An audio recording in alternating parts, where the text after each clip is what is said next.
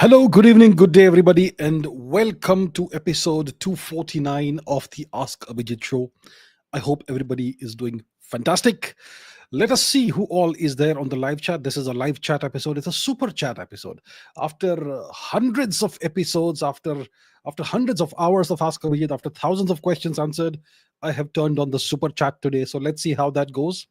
But let me see who all is there on the live stream. I can see Animesh, Vamshi Kalim, Subramanyam, Lakshmanan, Bhavyansh, Pranav Soni, Nikhil, Saurav Dha, Jay, Mr. Jam, Kaustav Mukherjee, Animesh again, DG Walkthroughs, Korish, KB, Fate, Vinay, Baron Zemo, Pranay Paul from Kolkata, Dipti Thale, Ayush Pandey, Animesh again, Spade, Event Countdown, Arpita Shukla, Lauliet, Nikhil, Balyan, Pranav, Vidhi Manyar, Shri Ramchandraya Namaha, AS Pra, Crazy Brain, Rishi, Editopia, Shailesh Chaudhary, Ritik Badolia, Really Now, Info King, Pearl Gupta, Baba Abhijit Chavda, Arpit Ilyas Gaming, Rashmi Rathore, Priyanshi Sood, Raja Dillon, Oscar Madison, Rakshit Mishra, Joshi, Tanay Chandra, Jatin Ahirwar, Mr. 88ers, Sanidhya, Kumar, Sharma,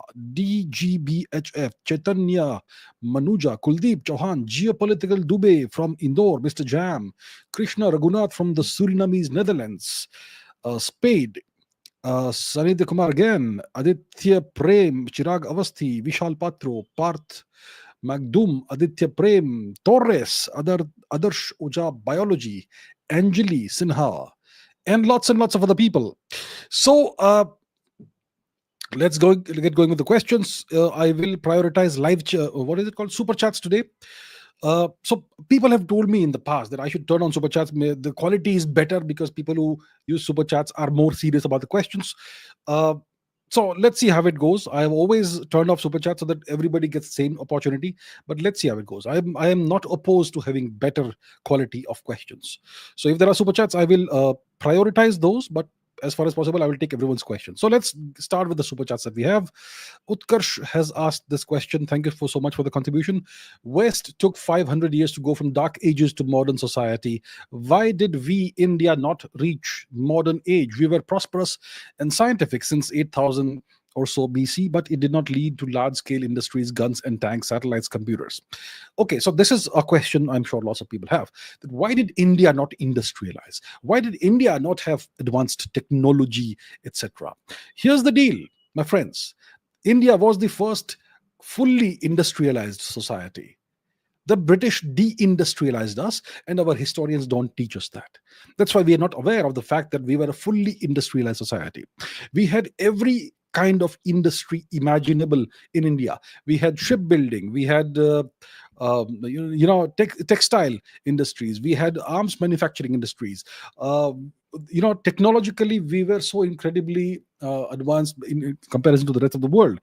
The oldest iron smelting is found in southern India, in parts of Tamil Nadu, even Sri Lanka. What they call Ceric steel or Damascus steel is actually crucible steel. That is a technology that was invented in India. We had shipbuilding going back thousands of years. There were ships that were used in the American Civil War that were built in India. When Vasco da Gama reached the Cape of Good Hope, he thought that he had the best ships in the world, and he was astonished to see Indian ships on the coast of Eastern Africa that were like 3 times his size, and those were just regular Indian ships. And we had hydro engineering. We had, every single industry you could imagine was there in India. We had our own economic system, which was different from what we have today, totally different. And if you want to talk about technology, you look at the harbor, the dockyard in places like Dholavira and Lothal, etc., in Western India, which comes under the time period of the Saraswati Sindhu phase of our history, of our civilization. And if you look at the dockyards there, the harbors of those ports, they are favorably comparable in size and quality to today's Visakhapatnam dockyard, which can harbor aircraft carriers. So let's put the real history in context. We were genuinely the first fully industrialized civilization. and the British deindustrialized us so that they could then turn us into, this juice box that they could suck off, right? They wanted to extract everything of value out of India. And if India was more advanced than the British, than Britain and Europe, then it would have the other effect. So you first deindustrialize the society, you impoverish the society, and then you turn it into something else that you want to make it turn it into. So we were more advanced than the British, than the Europeans, even when they reached here. But we never used our advancement, technological advancement, and prosperity in those, for those purposes, like colonizing, destroying, exploiting. We never did that, and that's why we were destroyed ourselves. So maybe we could have perhaps learned a thing or two from our oppressors, right? So we had large scale industries, we invented gunpowder, tanks. Nobody had tanks 500 years ago, right? Nobody had satellites 500 years ago. Nobody had computers 500 years ago. If you go back 500 years, if you go back to the 1600s, 1700s, and you compare the state of technological development and industrialization of India vis-a-vis that of the UK or of England and other European kingdoms, we were better at that time. And it was not because of the so-called Mughals or whatever. It was our own thing that you can trace back thousands of years. So we are not taught these things, and that's why we have these questions in our mind, and that's why Indians suffer from this crushing inferiority complex, because our education system, our teachers, our professors, our textbooks don't teach us the truth, right? That's the problem.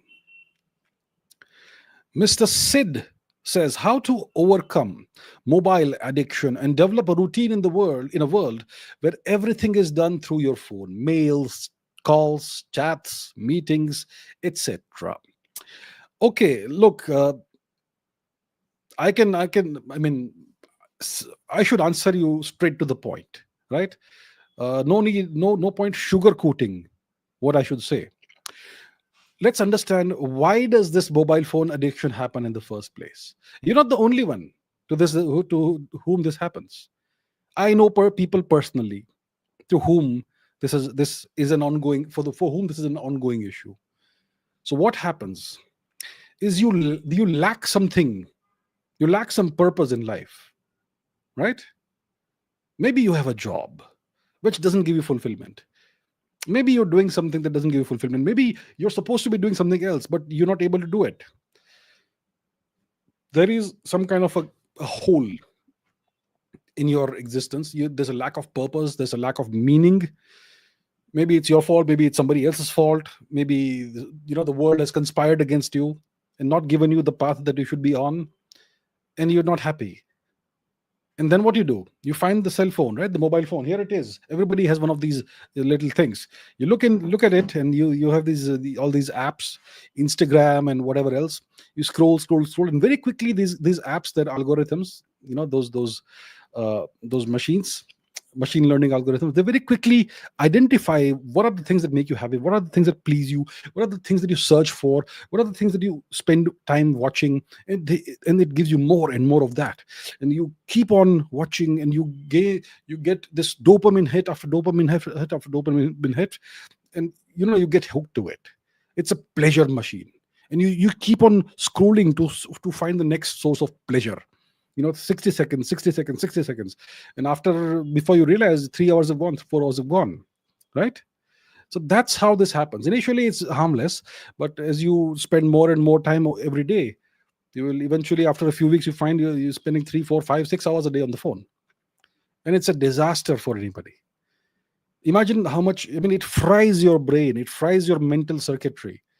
It makes you unable to experience real pleasure in life, real happiness in life. That's what happens. So that's how it happens. That's the mechanism by which it typically happens. And it happens because there is something missing in your life. Now imagine you are a person who has an obsession, who has a purpose, a cause, a mission. When you're sleeping, you're dreaming of that, what I'm going to do next day, or what I've been doing. And when you wake up, the first thought in your mind is, let me go and get to work. Let me get up and get back to work, because I need to do it. It's an obsession. Nobody's forcing me to do it. It's coming from inside. When you have that that obsession, that mission, when you have that sort of meaning in life, you think this cell phone will come in the way. It won't. So what's missing is a purpose, a burning desire to do something in life. When you have that, these little things, these scrolling apps and all, they become pointless, worthless, and you no longer care about them. So the way to overcome this addiction is to find something that is stronger and more meaningful to you, right?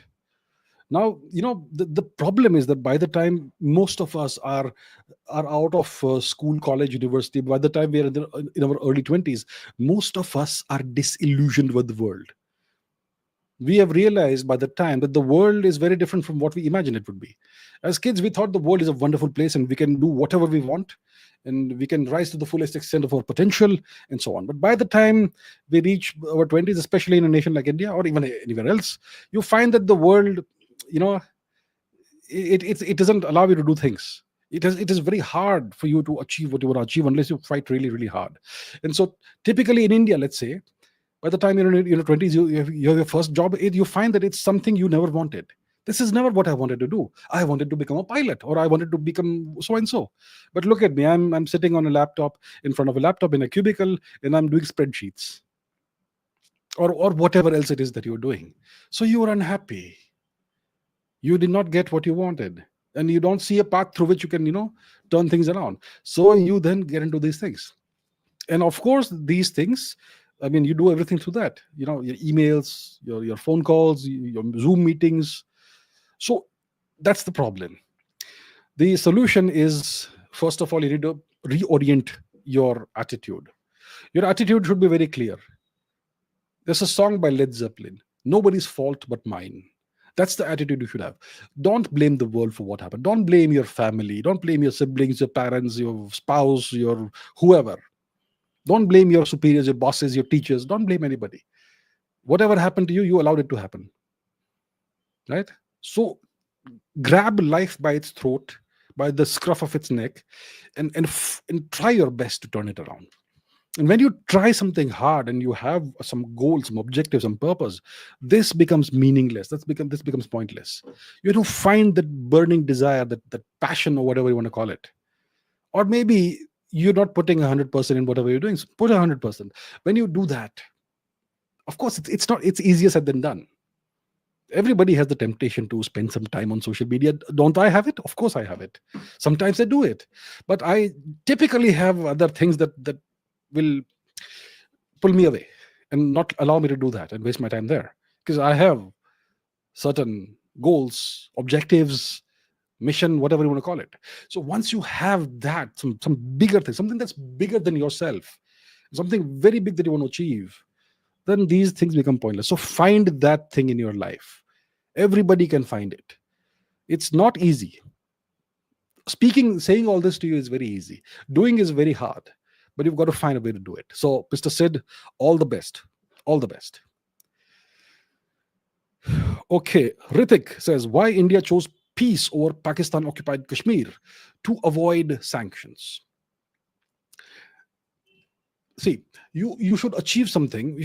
See, POK, we all wanted, right? This land, beautiful land, the land of Rishi Kashyap, our ancestral ancient land, we want it back.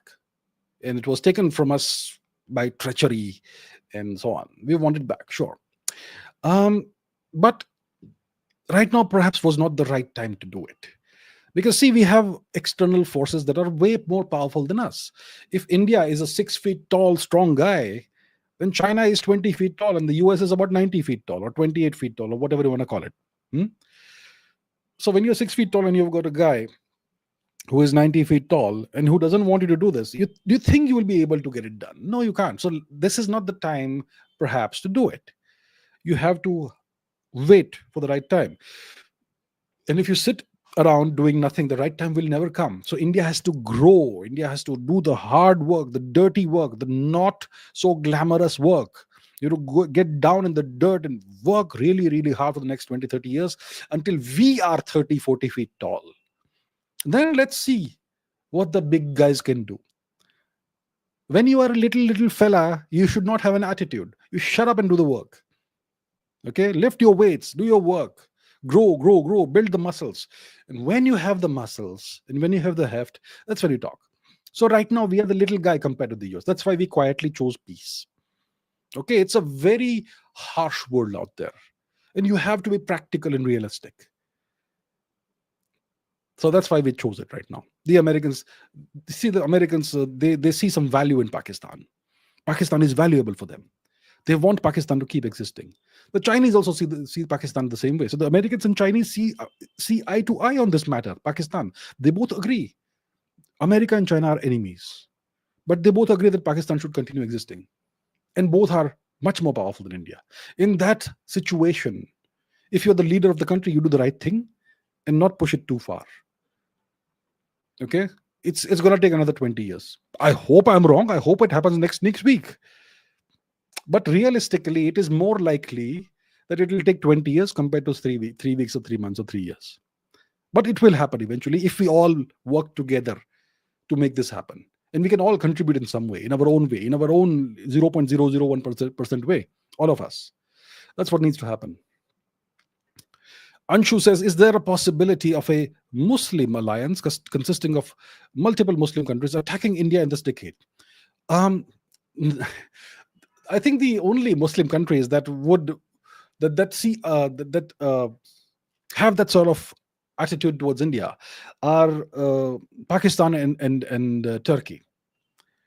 The other major Muslim countries, let's first ask ourselves, okay, which are the major Islamic countries, Muslim countries in the world?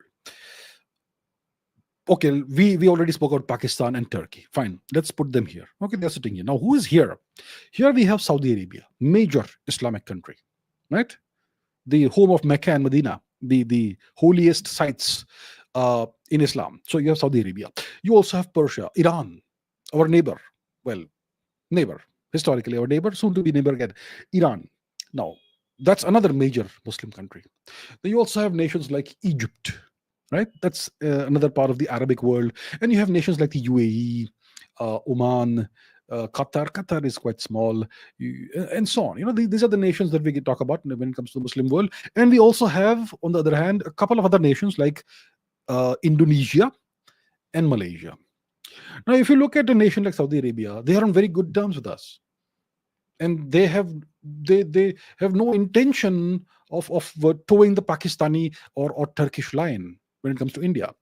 Saudi Arabia is a nation that wants to modernize. It's a nation that wants to be even more prosperous in the 21st century. It knows that very soon a post-oil world will arrive when oil is no longer as valuable it used to be, and it wants, friends and allies in the neighborhood. And we are a nation that's growing. We are a nation that's going to be great again. Why would they want us as their enemies? So Saudi Arabia and India, we are on excellent terms. The relationship is getting better as we speak. Saudi Arabia want to participate in this idiotic scenario. Okay. Now, Iran. Why would Iran want to antagonize India and so on? We are not best friends, like hugging each other every day or something like that, but we are not enemies in any manner. We have reasonably good relations, India and Iran. Nowadays it's Iran. So Iran won't participate in this nonsense. The UAE is extremely good friends with India. Why they would not do this? Who else is there? Egypt. Now we have good relations with Egypt. We have excellent relations with our Indonesian cousins. Malaysia so, but not really terrible relations, right? And so on. So apart from Turkey and Pakistan, no other Islamic nation would even entertain the thought of forming some coalition against India. Well, they would laugh it off. What nonsense! Please go somewhere else. Go find a convention of insane people. Go to an insane asylum. That's what they'll say. So there's no possibility of this happening. And it's thanks to the leadership that we have had the past decade that we have completely turned around our relationship with all these nations. In 2010, our relationship with Saudi Arabia, with UAE, etc., there's nothing to write home about. But look at how it is today. So awesome job. Awesome job. Chirag Awasthi says, why is Trump so desperate? Look, you have to understand Trump's psychology. I have been watching Trump for a very long time. Most people in India, at least, any even around the world would not have paid much attention to Trump before 2015, 2016, right? I have been watching Trump essentially since the year 2000, around the 2000s, early 2000s. So there was this TV show called The Apprentice, and Trump was the main guy in The Apprentice. It was all about him. It was about him interviewing, doing a long interview over multiple episodes of a bunch of people and he will eventually hire one person to work for him, for the Trump Corporation, The Apprentice. And if you watch the first three or so seasons of The Apprentice, it's the first 2-3 seasons are very raw, very real, very unscripted. Later on, it becomes very much more polished. So in those seasons, you see the real Trump, how he is. And if you see Trump in those seasons, you will understand the real Trump, who Trump really is. People don't change. I'll tell you something. I'm still the person I was when I was 2 years old. I've learned things. I've acquired behaviors and mannerisms and whatnot. But I'm at the core of my being still the same person I was when I was 2 years old. People don't change. The core inherent qualities of a person never change. So Trump is still Trump. And if you watch Trump back in the day, you will see that he was this very vain person, very self-centered person, me, huge ego, very egotistical person, very self-centered person. And he is very capricious. He vacillates a lot. He will say one thing one day, he will take a 180-degree U-turn the next day, constantly contradicting himself. And he trusts very often the wrong people. He very often promotes the wrong people, and so on. So that's how he is. He is in constant need of validation from the world, that I'm the best, I'm the best, I'm the best. And he's very vain, he's very self-centered, he's very egotistic, he's very narcissistic, and so on. That's the kind of guy he is. But overall, he's not a bad guy overall. So now as president, who is his constituency? His constituency is the people of the US, not the entire population of the US, but the MAGA voter base. That's his core constituency. And he every day he strives to gain their approval and validation. Every single day. So everything he does on the world stage, on the geopolitical stage, it's to prove to his people, the MAGA voter, that they voted for the right guy. And I'm the best president ever. I'm the best president ever. I don't know how to speak like him, but you know what? So that's the deal. So, and he wants to take credit for everything, whether he has done something or not. And he wants to be remembered as the biggest, baddest, greatest president in the US since Abraham Lincoln, essentially. Or maybe better than Abraham Lincoln, maybe better than George Washington also, that sort of thing. That's what drives him. And that's why he exhibits the behaviors that we see him exhibit. You don't understand the guy. You don't understand him to realize why he behaves the way he does. Navdeep Singh Bajaj says, why don't you go to Joe Rogan or Piers Morgan to give the Indian perspective? Well, I'm right here giving the Indian perspective. And let's make this channel much bigger, right? So look, it's not like you can just walk in there and go and talk to Joe Rogan. You've got to be noticed, right? And he should think that he should have you on the channel and so on. It's like that. Piers Morgan also, I suppose, if you know the right people, and if you, let's say you know the right people, you have to go and request them, put in a word for me, that sort of thing.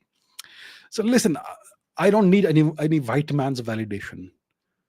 The Indian perspective is right here. Let's say that I am India's ambassador to the world. Let's put it that way, right? So yeah, if I'm invited in the future, I'll be happy to go. But right now, the perspective comes from here. But thank you for the suggestion. I appreciate that, Navdeep ji. Animesh ji says, in the memory of the passing away of Shri Jayant Naralikar, can you throw some light on how he challenged the Big Bang theory? And can you help us understand his quasi steady state theory? Okay. All right. Yeah, first of all, Dr. Jayant Naralikar passed away recently. Very famous physicist, astrophysicist, worked with the great Fred Hoyle, and put forth a theory that was a challenger to the Big Bang theory, cosmology, right?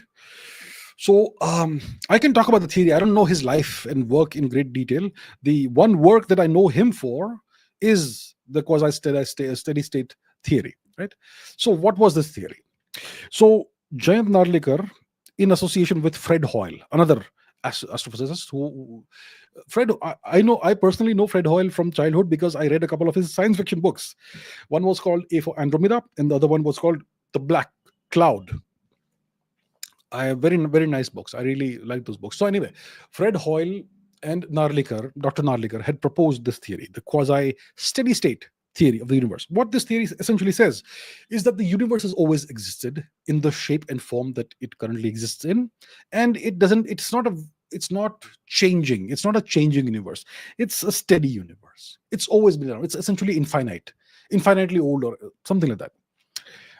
So it's an unchanging universe. It doesn't expand. It doesn't contract. It stays the way it is. Essentially, that's the theory they had proposed, right? Now, today, if you look at astrophysical, astronomical observations, you will find, what will you find in the universe? You will find that if you go into outer space, you'll find that there is a glow in outer space. Photons, very ancient photons, very ancient light exists in the universe, and it's at a very cold temperature, about 2 point something Kelvin, which is like just about 2 point something Kelvin above absolute zero. So extremely cold light and extremely red-shifted light, right? That's one thing we observe. So there seems to be a background radiation all across the universe. Whichever direction you look in, it's mostly the same. And it's very cold and very old and very red-shifted. Red-shifted means the photons, the waves are stretched out. Now, why are they stretched out is the question, right? Why are these waves stretched out? And another thing you see when you observe faraway objects in the universe, like galaxies, typically the furthest objects you can observe are galaxies. Now, let's say you're observing a galaxy that is way far away, maybe a billion light years away. And then you can do the measurements, and in any galaxy you will have every single chemical element imaginable. You will have iron, you will have copper, you will have oxygen, nitrogen, helium, hydrogen, everything, right? And all of these elements, if you see their spectral lines, you know exactly where the spectral lines are. You can do that in physics lab or chemistry lab in college or in university. So you know where the sodium lines are, you know where the other lines are, and so on and so forth. You know exactly what the frequency is supposed to be. But when you see the frequencies of the same chemical elements in faraway galaxies, you will find that these frequencies are shifted towards the red end of the spectrum. They are red shifted. The question is, why are they red shifted? Well, the answer is very clear, because the galaxies are moving further and further away from us. And the further a galaxy is, the faster it's moving away from us. So the universe is clearly expanding. Faraway objects are moving away. And the further an object is, the faster it's moving away. So the universe is expanding, and the expansion is accelerating. So there is clear, unambiguous, incontrovertible evidence that the universe is expanding. And the universe has a leftover glow of radiation everywhere, in every direction. Something happened sometime which left behind this radiation. What was it, and why is it so cold today? So if the universe is expanding at a very rapid pace, then in the past it would have been contracting. If you take the clock backwards, if the universe is this big today, it's expanding. In the past it would have been smaller.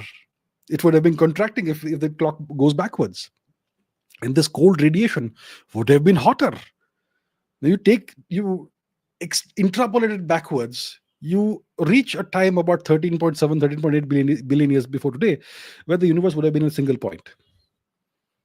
So the universe expanded out of essentially a very small point of almost infinite energy and mass density, almost infinite temperature. That's the Big Bang. So the evidence that we have shows us that the universe expanded out of a very small point, which is the Big Bang theory. So Jayant Narlikar and Fred Hoyle, they proposed this quasi-steady state theory. I am not very familiar with the theory. I've never been interested in it. It's a failed theory, sorry to say, sadly. But I'm sure it was relevant at some point in time. So you need to propose theories that match what is known today. Right? The observational evidence that we have today, we need to have theories that match it. In the future, more evidence comes out that may perhaps invalidate some theory, which happened to the quasi-steady state theory of Hoyle and Narlikar. So it was not a challenge to the Big Bang Theory. It was, at that time, very little was known about the universe. At that time, it was not known that there is this afterglow of the Big Bang, this cosmic microwave background radiation that we know of today. Penzias and Wilson discovered it by mistake, completely accidentally, and they completely accidentally got a Nobel Prize for that, and so on. So when they proposed this theory, it was a very good theory, and it was a theory that people took seriously. And the Big Bang Theory at the time did not have too many takers. It was not even called the Big Bang Theory. And Narlikar's collaborator, Fred Hoyle, he went on some radio show, because there was no TV back in the day. He went on a radio show, and to make fun of this theory, he called it the Big Bang, as a pejorative remark. But it stuck, and today we all call it the Big Bang Theory. So that's what it was. His theory was that the universe essentially is unchanging. It's not expanding, it's not contracting, it doesn't change much, it just stays the way it is. And probably it means that it's infinitely old or something. That was the theory, and it was a failed theory. I don't know what other work Dr. Narlikar may have done. I'm sure he was a great popularizer of science. He was a great professor. He was a great communicator and teacher of science and so on. And so he was definitely one of our great astrophysicists. And I'm sure the world is poorer now that we have lost him. The world is poorer for his passing. So thank you, Dr. Narlikar, for everything you did. And we will remember you fondly. Thank you, sir. Right. Okay. Good question. Vidhi Manyar is a new member. Thank you so much, ma'am. I really appreciate it. Geopolitical Dubey says, why is France so reluctant to share source code? You see, nobody will give source code. Nobody will. Source code is the secret sauce, the brains behind whatever the machine does. So obviously, Geopolitical Dubey is talking about the source code that drives the software, which is at the heart of the Rafale fighter plane. Let's say it's not the Rafale, it's something else. The source code is the heart. It's the logic, right? So let's say you have a fighter plane, and today I'll tell you something. Most fourth and fifth generation fighter planes are inherently unstable designs. So if you go back to the Cessna planes, you know what a Cessna plane looks like? Let me put that on screen so that you all, let's go to the map. So, aircraft designs have evolved. So let's say Cessna aircraft. So your typical Cessna aircraft looks like this, this sort of thing. These are your Cessna aircraft. We've all seen these all over the place, very standard design. So these aircraft designs are inherently stable. If you switch off the engine, the plane will just glide as long as it is possible, until it reaches stall speed. But otherwise, it will just keep on gliding. It's a very stable design. If you look at designs like this one, Spitfire, this was another probably very stable design. So you switch off the engine, the plane will just fly itself. It will refuse to crash until it reaches stall speed. And older aircraft had these stable designs. Now, if you look at the B-20, B whatever bomber, stealth bomber, B-2 stealth bomber, what is it? Is it B-2? Yeah, these things. This aircraft has a shockingly unstable design. Okay, if you switch off the power, it will just fall like a rock. The same goes for the Tejas, a Tejas fighter plane. The Tejas fighter doesn't have a completely stable design, and this unstable design is by design. That's what makes it more maneuverable.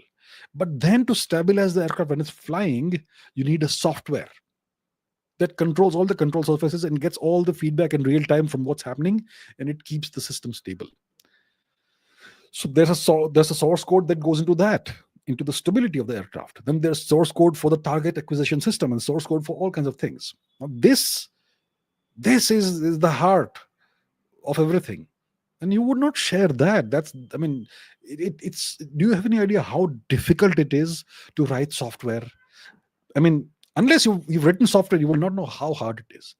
You make one change in one subsystem somewhere, and it'll break 17 other things somewhere else, and then you're gonna pull your hair out trying to figure out what went wrong, debugging and God knows what. Anybody who's written software will understand that. So source code, and typically the source code in these systems, fighter planes, it goes to millions of lines of code. It's extremely complex. Why would you give it up? I mean, it's worth billions of dollars, I'm sure. Maybe more, maybe tens of billions of dollars. So that's why, it's very, very hard earned, whatever they have created, and it's very, you would not give it away. If we had a source code, I mean, we have the source of the code of the Tejas. Nobody wrote it for us. We wrote it ourselves. It's a pretty good achievement, actually, and we would not give it away to anybody, right? And so on. So nobody gives it away. It's you can't blame them for it. So at the end of the day, we have to design our own aircraft systems. We can buy things from others, but they will not share everything. That's the deal. Ashish Chaudhary, thank you so much, sir. Thank you very much. Ajay Sharma, thank you. Your view on India sovereignty. We lost a few points, have we? Earlier it was 1, now I believe 0.8. We were not able to destroy Pakistan's sovereignty entirely. So, yeah, that's what happened in Operation Sindoor, a three-day, very quick, rapid war. And we probably did not achieve everything we wanted to achieve.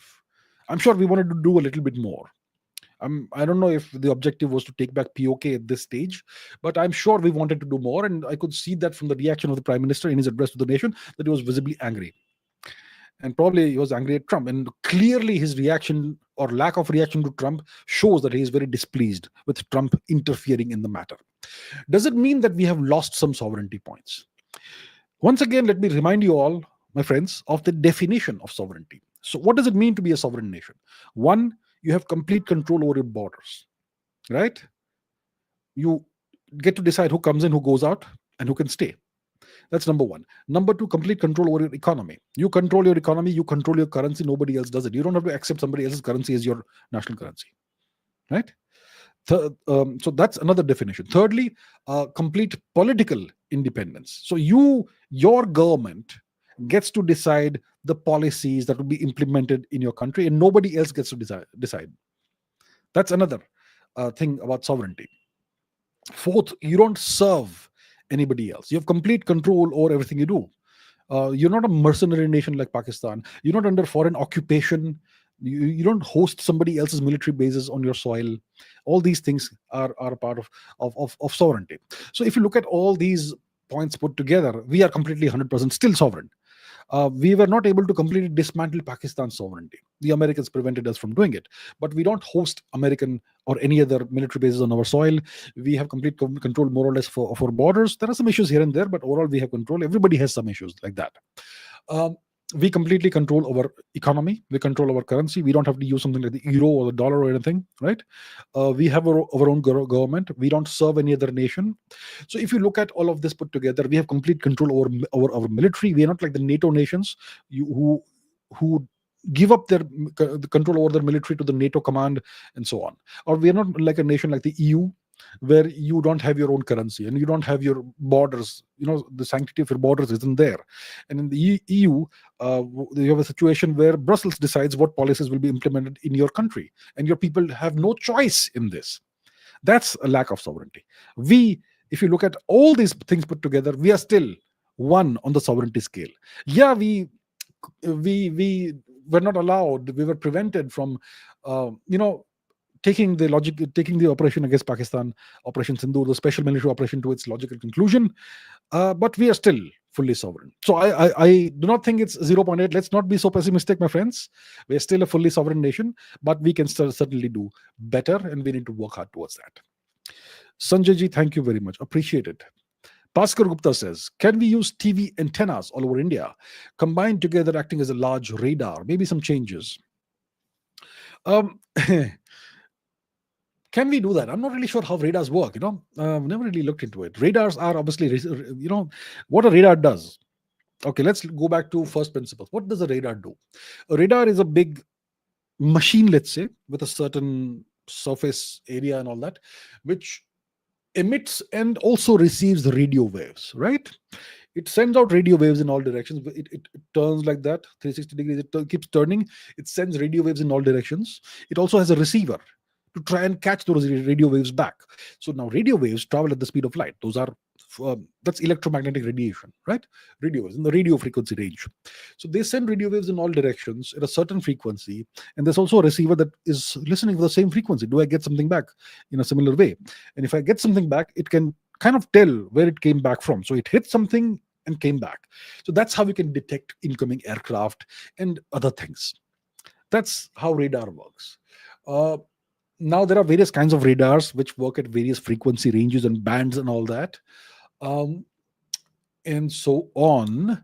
Now, does it mean that the larger your radar is, the better it is? I think we have some radars that are pretty large radars with a lot of energy that they generate, and such radars can kind of detect stealth aircraft, but can't detect exactly where they are. But you can see something is out there.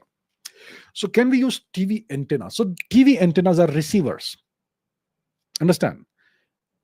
A radar is not just a receiver, it's also a transmitter. It's a transmitter and receiver at the same time. So if we take TV antennas all across India, we can create a very big receiver. For example, when I was a little kid, we only, in India, in the 1990s, it's before the 1990s also, we only had one TV channel in India, Doordarshan, and often the coverage would be very patchy. So you would have an antenna at in the top of your house or wherever, and you would have to point it in a certain direction to get good coverage. And sometimes the wind would blow it away, and the coverage would be bad. Sometimes the signal would be bad. So what you could do is you could take the antenna and plant it on top of a tree, and then the tree becomes a huge receiver, and then you get much better reception, that sort of thing. So these TV antennas are receivers; they are not transmitters. So it can act as a big receiver of various kinds of signals, but it can't act as a radar. So I think your thinking process is good, that you're trying to find solutions, but it probably won't work in the way that we want it to work. There's a very powerful, very large radar. But what you can do is you can build dedicated radars that are like, half a football field size or maybe a football field size. You can build it. It's very expensive. It can be done, and these can be very powerful. So it can be done. Archana says, is it right to blame invaders rather than introspect? Some time ago, I spoke about this song by Led Zeppelin, Nobody's Fault But Mine. You can blame invaders, you can blame everybody, but at the end of the day, it's nobody's fault but mine. If something bad happened to me, at some level, I allowed it to happen. Invaders were terrible, they were cruel, they were barbaric, they were uncivilized. But hey, why didn't we stop them? Why didn't we destroy them? So you have to introspect, no question about it. So where did we go wrong? First of all, when the Turkic invasions happened, we were not unified under a single political system.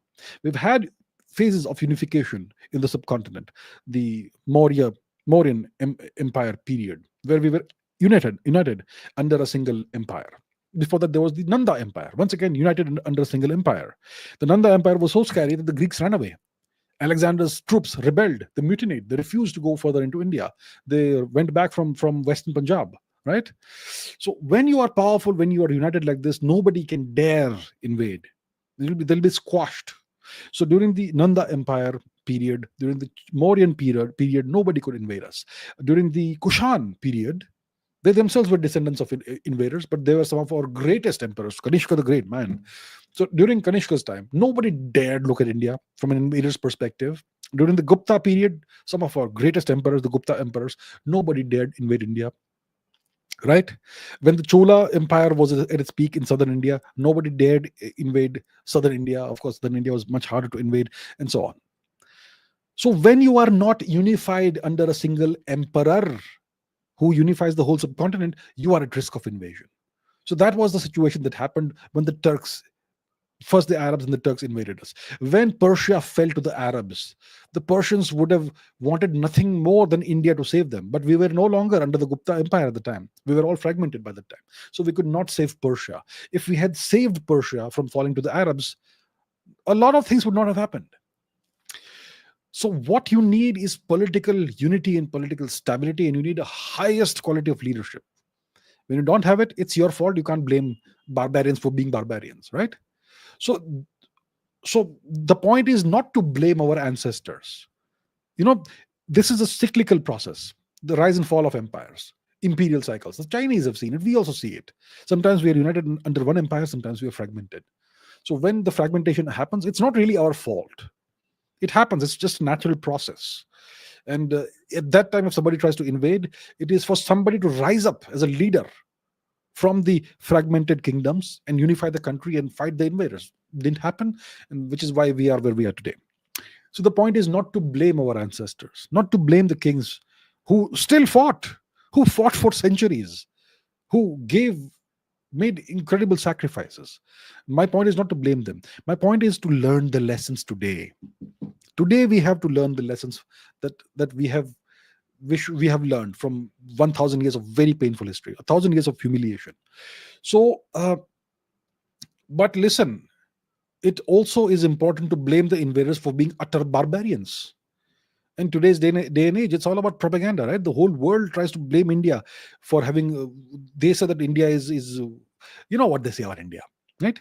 They try to attack our culture, our civilization, and so on. You people have a backward culture. You people have a caste system.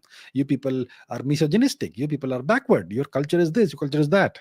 So if we are at the receiving end of that completely unjustifiably, we should also blame the invaders for being utter barbarians, whether the invaders were brown, as in the Arabs and Turks, or white, as in the Europeans. Right? So, but we have to learn the lessons of history.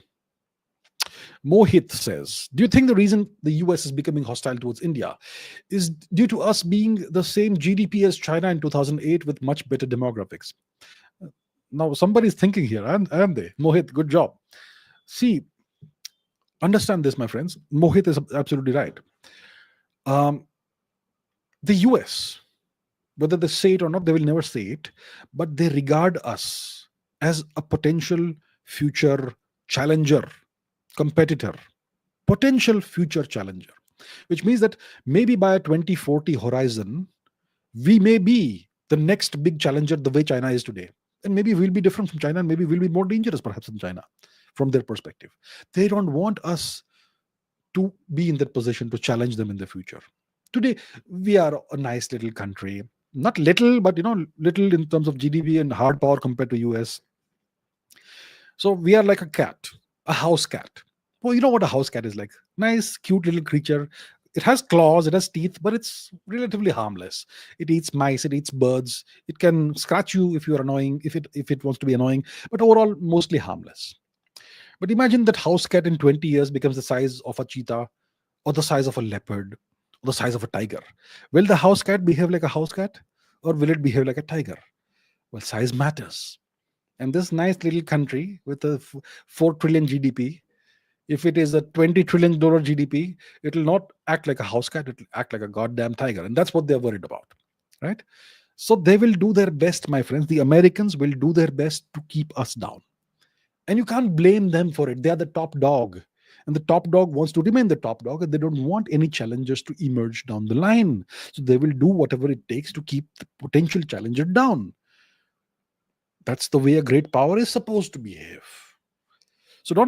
So there's no right or wrong. There's no morality or lack of morality in this. It's simply the way the world works. It's a realpolitik, right? So the point is, you have to expect this to happen. The Americans will increasingly behave like this towards us. And, for when it comes to India, they may actually see eye to eye with China. And they may cooperate with China when it comes to matters concerning India. They may cooperate with Pakistan in matters concerning India. So you have to expect this, and we have to find ways to grow despite this issue. But Mohit is absolutely right. You have hit the nail on the head, sir. Okay. Pre-LTP says, why crown agents run RBI Indian media? Is it possible both governments work for the same people? Why BIS Crown Temple in City of London can't be sued? Crown agents run the Reserve Bank of India, the Indian media. I'm not sure about the Reserve Bank of India, but the Indian media is full of foreign agents. And our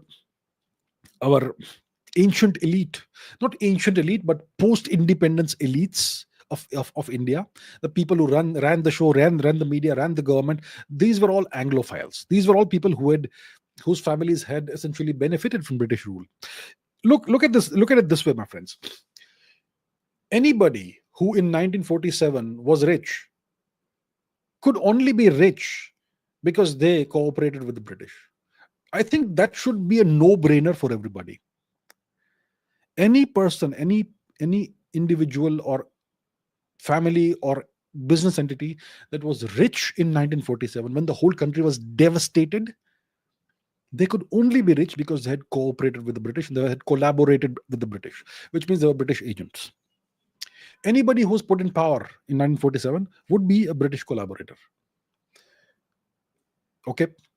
And these people, they controlled everything in India for decades. So even today, you see the legacy of that.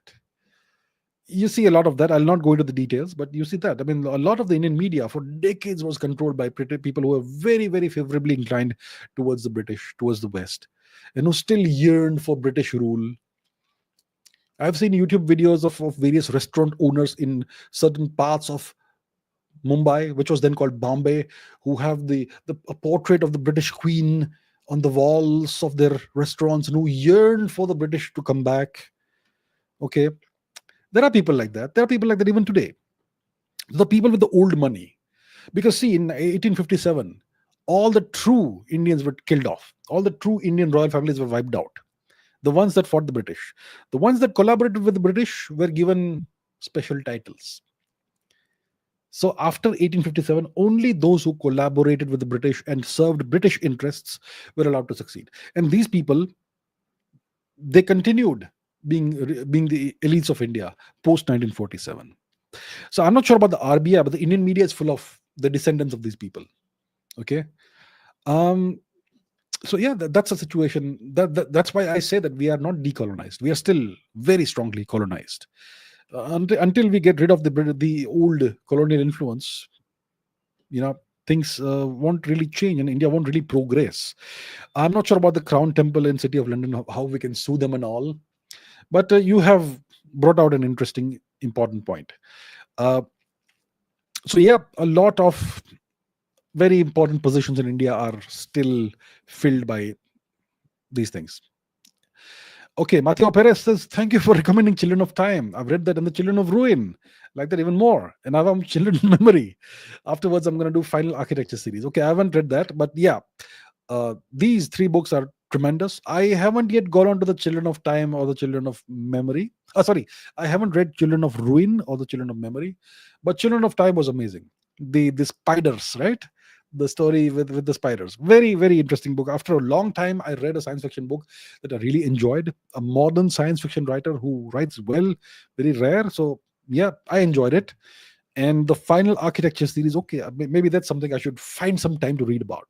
So appreciate it, Mateo. Very, very much so. Thank you. Chola Empire says, you once said Indians are overly emotional about Israelis and get praised mainly for engagement. But Israelis have raised issues like Bangladeshi Hindus and Pahalgam unprompted. Do you still hold that view or has it changed? Look, anybody who supports India online when we need support and unprompted, I appreciate that. Right? But let's understand, we should not get overly emotional about anything. I appreciate anybody who stands by my people and my country. Because see, my people and my country are on the right side of things. We are not evil people. We are not an evil country. We are not colonizers. We are not occupiers. We don't occupy someone's territory. We don't genocide people. We don't plunder other people's resources. We don't do any of these things. And so if people stand with us, I welcome it and I thank them for it. But please understand one thing, that the only flag you should have on your profiles is your own flag. You cannot have other people's flags on your profiles. And you cannot hero worship other nations. So I am grateful for those Israelis who did stand with India. And yeah, so I certainly have that view. And overall, I'm very, Israel is a nation I respect a lot. And there's a lot India can learn from Israel. And there's a lot of convergence of interests when it comes to India and Israel. So I would like to see the India-Israel relationship get stronger and stronger, for sure. But I am not somebody who will be overly emotional about other countries. I welcome their friendship, and I welcome their respect, and I respect them back. And that's how it should be. More than that, I don't understand why people have to give more than that. Full support, SAR, your flag on my profile. Why? Have some self-respect. User 6362 says, why is the US selling fighter jets to Turkey despite Israel's objections?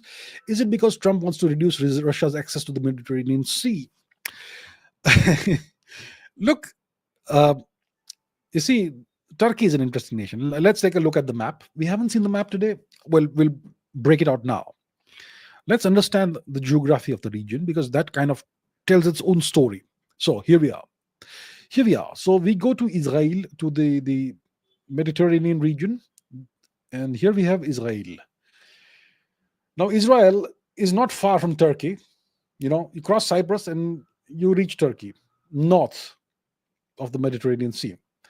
Now, why is Turkey so important geographically and geopolitically? Because it controls the Turkish straits, the Strait of Bosphorus, which is over here. Okay, this is the Strait of Bosphorus, and then there is the Strait of the Dardanelles over here. Okay, this is called the Dardanelles Strait. These are two extremely important choke points. You see, if you have, let's say, a fleet of ships in the Black Sea, and you want to reach the Mediterranean Sea, you have to go through both choke points. And the Strait of Bosphorus, it essentially passes right through Istanbul, Constantinople. And there are a couple of bridges from which you can see the ships crossing the strait. And it's a requirement that any naval ship that crosses the strait is required to show itself. So if you have a submarine that wants to cross the strait, it has to show itself. It cannot cross the strait hidden. It's a requirement. Okay, it's by law. So this nation, Turkey, it straddles these two extremely vital straits, choke points, and that's why it's so important. So Turkey has been rent-seeking its geographical location. So anytime Russia, which has the Black Sea Fleet, wants to give its warships access to the Mediterranean Sea, it has to pass through Turkey, through the Turkish straits. Anytime its ships want to enter the Black Sea from the Mediterranean, they again have to pass through the two Turkish straits and the Sea of Marmara. So it's very, very strategically important, this location that Turkey occupies. And it has been rent-seeking this location ever since the Second World War ended, essentially. So Turkey is very important. And you have, what's his name? Mr. Erdogan, who has these neo-imperial, neo-Ottoman ambitions. And he's playing not just double game, he's playing multiple games. So he is, to some extent, being friendly with Moscow, to some extent being friendly with Washington. He's hosting US nuclear weapons and warheads on his territory, allegedly, right? Turkey is part of NATO. They have tried to be part of the EU and so on, but they also have purchased the Russian S-400 air defense system, which is why they were denied participation in the F-35 program and so on. So Turkey, because of its geographical location, is really important, okay, for NATO, for the US. Now, Turkey and Israel obviously have issues, right? Because Turkey supports the Palestinians and so on, but they also see eye to eye when it comes to Azerbaijan, because Israel and Turkey both support Azerbaijan, while India supports Armenia. And Turkey and Israel are enemies of Armenia, and so on. And they have very different reasons for supporting Azerbaijan, but that's a different matter. So now, why is the US selling fighter jets to Turkey? Israel won't like it, but the US has its own calculations. And as long as the sale of fighter jets to Turkey doesn't really hurt Israel, it's okay. Because Israel's national interest is very important to the US, okay? So it means that it doesn't really hurt Israel's national interest. So Turkey can certainly control the extent to which Russia can access the Mediterranean Sea. And if required, it can, if Turkey wants, it can even deny Russia access to the Mediterranean Sea. So the US wants Turkey on its side, right? They don't want to have physical occupation of Turkey by invading Turkey. Let's just keep the Turks happy and have them do what we want them to do. So yeah, that's the game, and that's the game the US is playing. Okay, Animish says, are rumors about Rafale source code true? Did the French do us the same the US did to the Aussies? Did they render Rafale useless in this war with Pakistan? Is it an effective plane? Well, I have heard no such rumors. I'm not sure if any of this is true. I've not heard such rumors. The source code issue. Look, if there was an issue with the Rafale source code, it would have been evident when we were trying out the aircraft. We have purchased the aircraft, some years ago. We've had it since we've had a few aircraft, the first few aircraft, ever since 2022 or something, or 23, I'm not sure which year. So we've had these aircraft for at least 2-3 years. And if there were issues with the source code, they would have been very apparent from the very beginning. Right?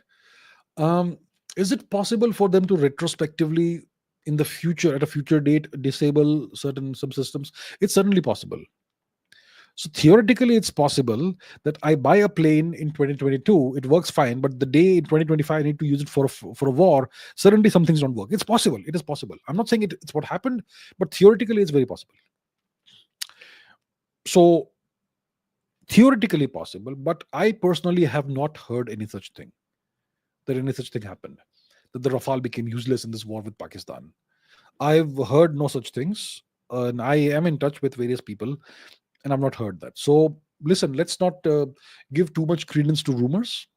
One way to understand whether this is true or not, whether such rumors are possibly true or not, is to wait and watch and see how is the interaction and the relationship going forward between the governments of India and France.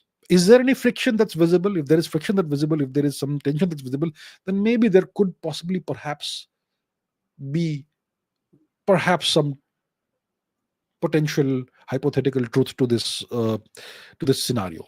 Yeah, so that's one way of finding out. But I personally have heard no such thing. So I'm pretty sure it's still a very good aircraft for us. The Great Revolution says, how would Chanakya take control of India? Modern India. If Chanakya was alive today, how would he take control of India? That's a very naughty scenario to ask, because that involves regime change. What did Chanakya do in about 2,500 years ago? He conducted an internal coup in India, a regime change operation. He fought against the government of India. The government of India was the Nanda Empire, based out of Patliputra, right? I'm sure the Nanda Empire was not very good, and not very good for the people of India. So that gives you the moral authority to fight against the government. So at that time, the government of India was based out of Patliputra, not Delhi. And the government of India was the government of the Nanda Empire. So Chanakya, what he did is that he found a sharp, brilliant young boy. And we don't know the boy's parentage. He was definitely not a noble, of noble blood. This guy was Chandragupta. And we don't know why he's called Maurya. Maybe because his mother's name was Mora, or maybe he was from a place called Mora or something. But yeah, Chandragupta was the boy. So Vishnugupta, Chanakya, identified this brilliant young boy. He trained him, promoted him, taught him everything. And then somehow or the other, they executed a very effective regime change operation that involved military campaigns and fighting against the government and the Indian armed forces of that time, militarily overthrowing the government and placing Chandragupta Maurya as the new emperor of India. That's what he did. It was not a civil war situation because civilians were not involved. It was a regime change operation, and it was an overthrow of the then government of India. So that's what he did then. How would he do it today? Well, I will leave it to your imagination, because I don't want to discuss such things over here, which involves overthrowing the existing government and an internal regime change operation. See, the thing is, when there is a regime change, it's a very destabilized time for. And whenever there's a nation that undergoes a regime change, for good reasons or bad reasons, there's a period of chaos. There's a period of great uncertainty.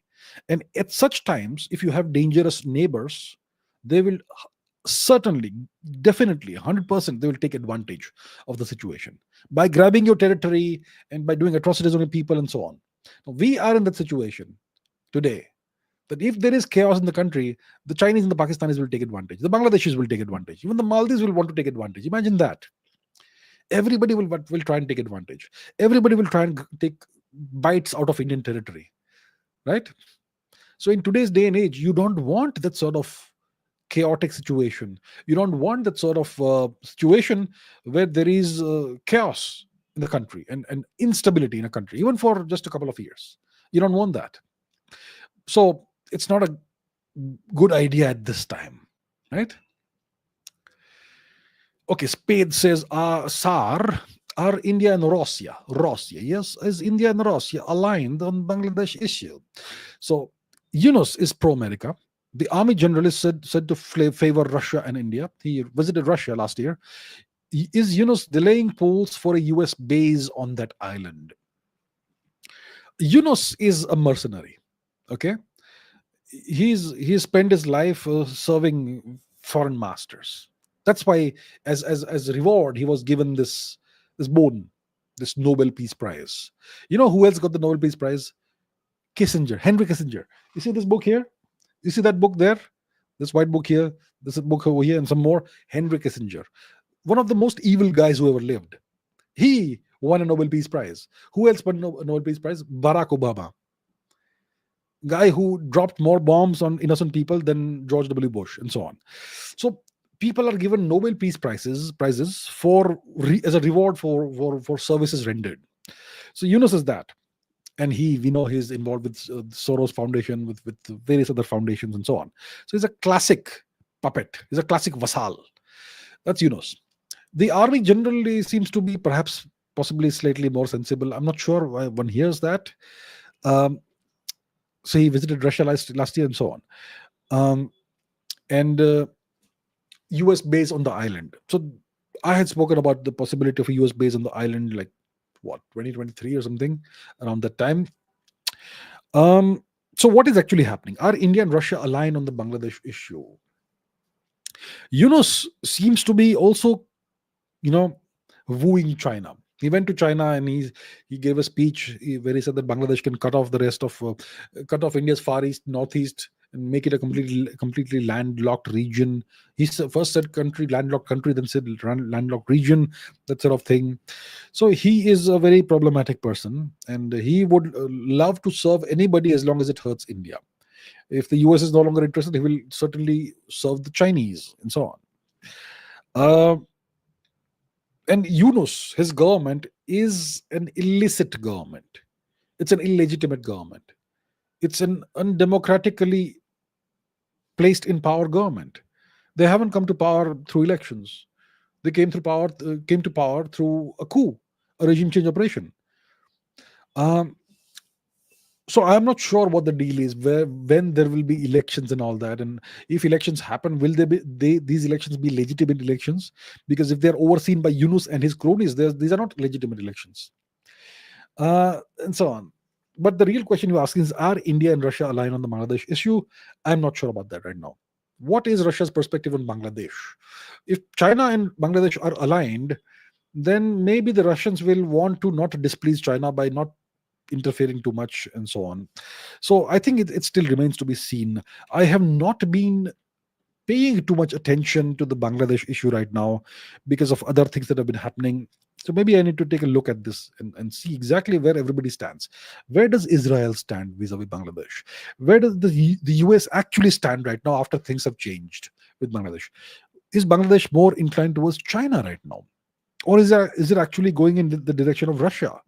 And what's the relationship between the Bangladesh army and India? What is the deal between Bangladesh and other subcontinental nations, especially Pakistan? What about Nepal? What about Maldives? And what about Myanmar? That's an interesting thing. So I think I need to revisit this entire matter, and maybe we can discuss this in the next episode. I'm not 100% sure where Russia stands vis-a-vis Bangladesh right now. Okay, Zishan says, how can India ever reach the level of the US or China if it suffers from permanent disadvantages like being surrounded by enemies and a religiously divided population. Love your work from Washington, D.C. Thank you so much, Zishanji. Thank you so much. Yeah, you know what? A nation that is too diverse, it's hard for the nation to succeed. I mean, the US is a pretty homogeneous nation in a certain way. Look, it's a multicultural, multi-ethnic nation. You've got the majority white population, which will soon become a minority population. You have a lot of African origin people. You have a lot of what you call Hispanic people. You have a small population that has some native ancestry, and then you have people from other parts of the world like China, India, and so on and so forth. A very diverse population. And yet, this nation is essentially an autocracy that masquerades as a democracy. And when you are an autocracy, a uniparty system, then you can control everybody, right? And you can keep things very much under control. And it doesn't matter who the president is, as long as the president doesn't come in the way of the big agenda. So that's how the US runs. So the US and the Chinese have sought to emulate the US. The Chinese actually idolize the US. The Chinese hero worship the US, even though the two are adversaries today. And the Chinese have sought to emulate everything the Americans have done. And they started the program of emulating the US in the 1980s. So that's how China has reached where it is, by learning a lot from the eventual adversary. They knew the US was their adversary from day one. The Americans took a long time to catch up with that situation. So the Chinese are also a uniparty system, and they are not just a uniparty system, they are a very homogeneous population. Or are they? The Chinese also have lots of ethnic groups who are non-Han Chinese, right? You have the people of Yunnan who are not Chinese, who are not Han Chinese. The people of Yunnan are Thai people. Thai or Dai, Tai/Dai, Dai. Who are these people? They're the same ethnicity as the people of Thailand, and the same ethnicity as the people of the ancestors of the Ohom people of India, right? So the people of Yunnan are Thai. They are under Chinese occupation. The people of Tibet are of Tibetan ethnicity. They are under Chinese occupation. The people of Inner Mongolia are of Mongolian ethnicity, not Chinese, and so on. The people of Xinjiang are of Turkic ethnicity. The people of Manchuria are of Manchu ethnicity, not Han Chinese, and so much more. So China is also kind of like the US, ethnically diverse. But China has imposed a monoculture on its country. One language, one culture, one system. And they've imposed it by force, through brutality. So these are both autocracies. And you have a tremendous amount of advantage if you are an autocracy, because you can get things done, because you don't tolerate dissent. In the US, they don't really tolerate dissent. They will allow so-called free speech and blah, blah, blah. But the moment you genuinely go against the interests of the establishment, it won't end well for you. You see that over and over again in the US. It's very easy for you to get shot by cops in the US, okay? Very easy for somebody to get shot by cops, to get shot by robbers, to get killed by what's the thing they've invented? Serial killers. The US invented serial killers, right? Every town, city, village has either vampires or serial killers, and so on. So in the US, you're allowed to have so-called free speech, but the moment your actions go against the interests of the establishment, you're done. And the same goes for China. So very similar nations. In the case of India, very different. Very different. We have permanent disadvantages, like Zishan is rightfully pointing out. We are surrounded by enemies, right?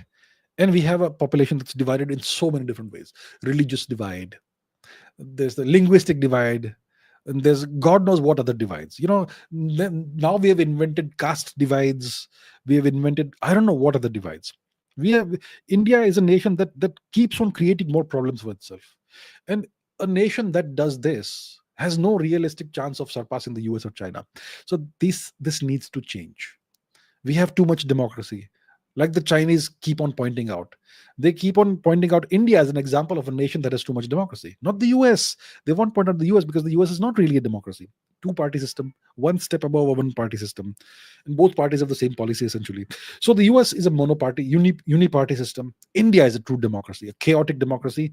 And it's not good for India. Most of India's energy and vitality goes in fighting itself. Internal friction, internal yeah, friction, resistance. When you have a current that passes through a wire, there's a certain amount of resistance. If you have a superconductor, there's zero resistance. And in the case of India, we are not a superconductor, we are not a regular conductor, we are a very bad conductor of electricity. So we have a tremendous amount of friction and resistance from within. Our entire energy is it's spent fighting ourselves, among ourselves, arguing and shouting and fighting and talking and having elections every other week. That's where all the energy goes. So something needs to change. Otherwise, India will never catch up. So Zishan points out, what he points out is very true. Something needs to change. We need deep reforms in the country. Otherwise, we're not going to end up going anywhere. Ichinose Senpai says, when Pakistan fragments, how can India strengthen its influence in the new states? Okay, should India establish military bases like the US and Japan and South Korea, or focus on investments, trade, etc. instead when Pakistan fragments? So Pakistan will fragment maybe in the next 3 months, maybe next 3 years, maybe at most next 20 years. So when that happens, what does India do? How do we strengthen our influence in the new states?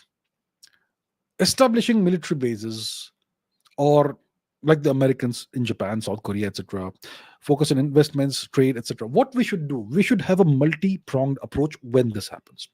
First of all, we should act as a civilizational mentor to these newly created nations. Okay, you are a newly created nation. You have come out of chaos. You came out of civil war. You fought the Pakistan army and you won, but you are devastated. Your economy is in shambles. Blah blah blah blah blah. So we're gonna hold your hand and help you get up on your feet. We're gonna give you economic aid. We're gonna, help you rebuild your institutions. We're going to build libraries for you. We're going to build schools for you. We're going to build a parliament house for you. We're going to show you how to write a constitution. We're going to show you how to draft laws. If you need something, you ask us. We're going to have observers and helpers for you. That's what we need to do. Then we will help you with trade. You need trade, we're going to invest. We will invest. We will build factories of so and so things for you. And your people will, as a result, get jobs, and they will also get expertise. So we can invest. We can set up industries over there for those nations in a nice way without exploiting them.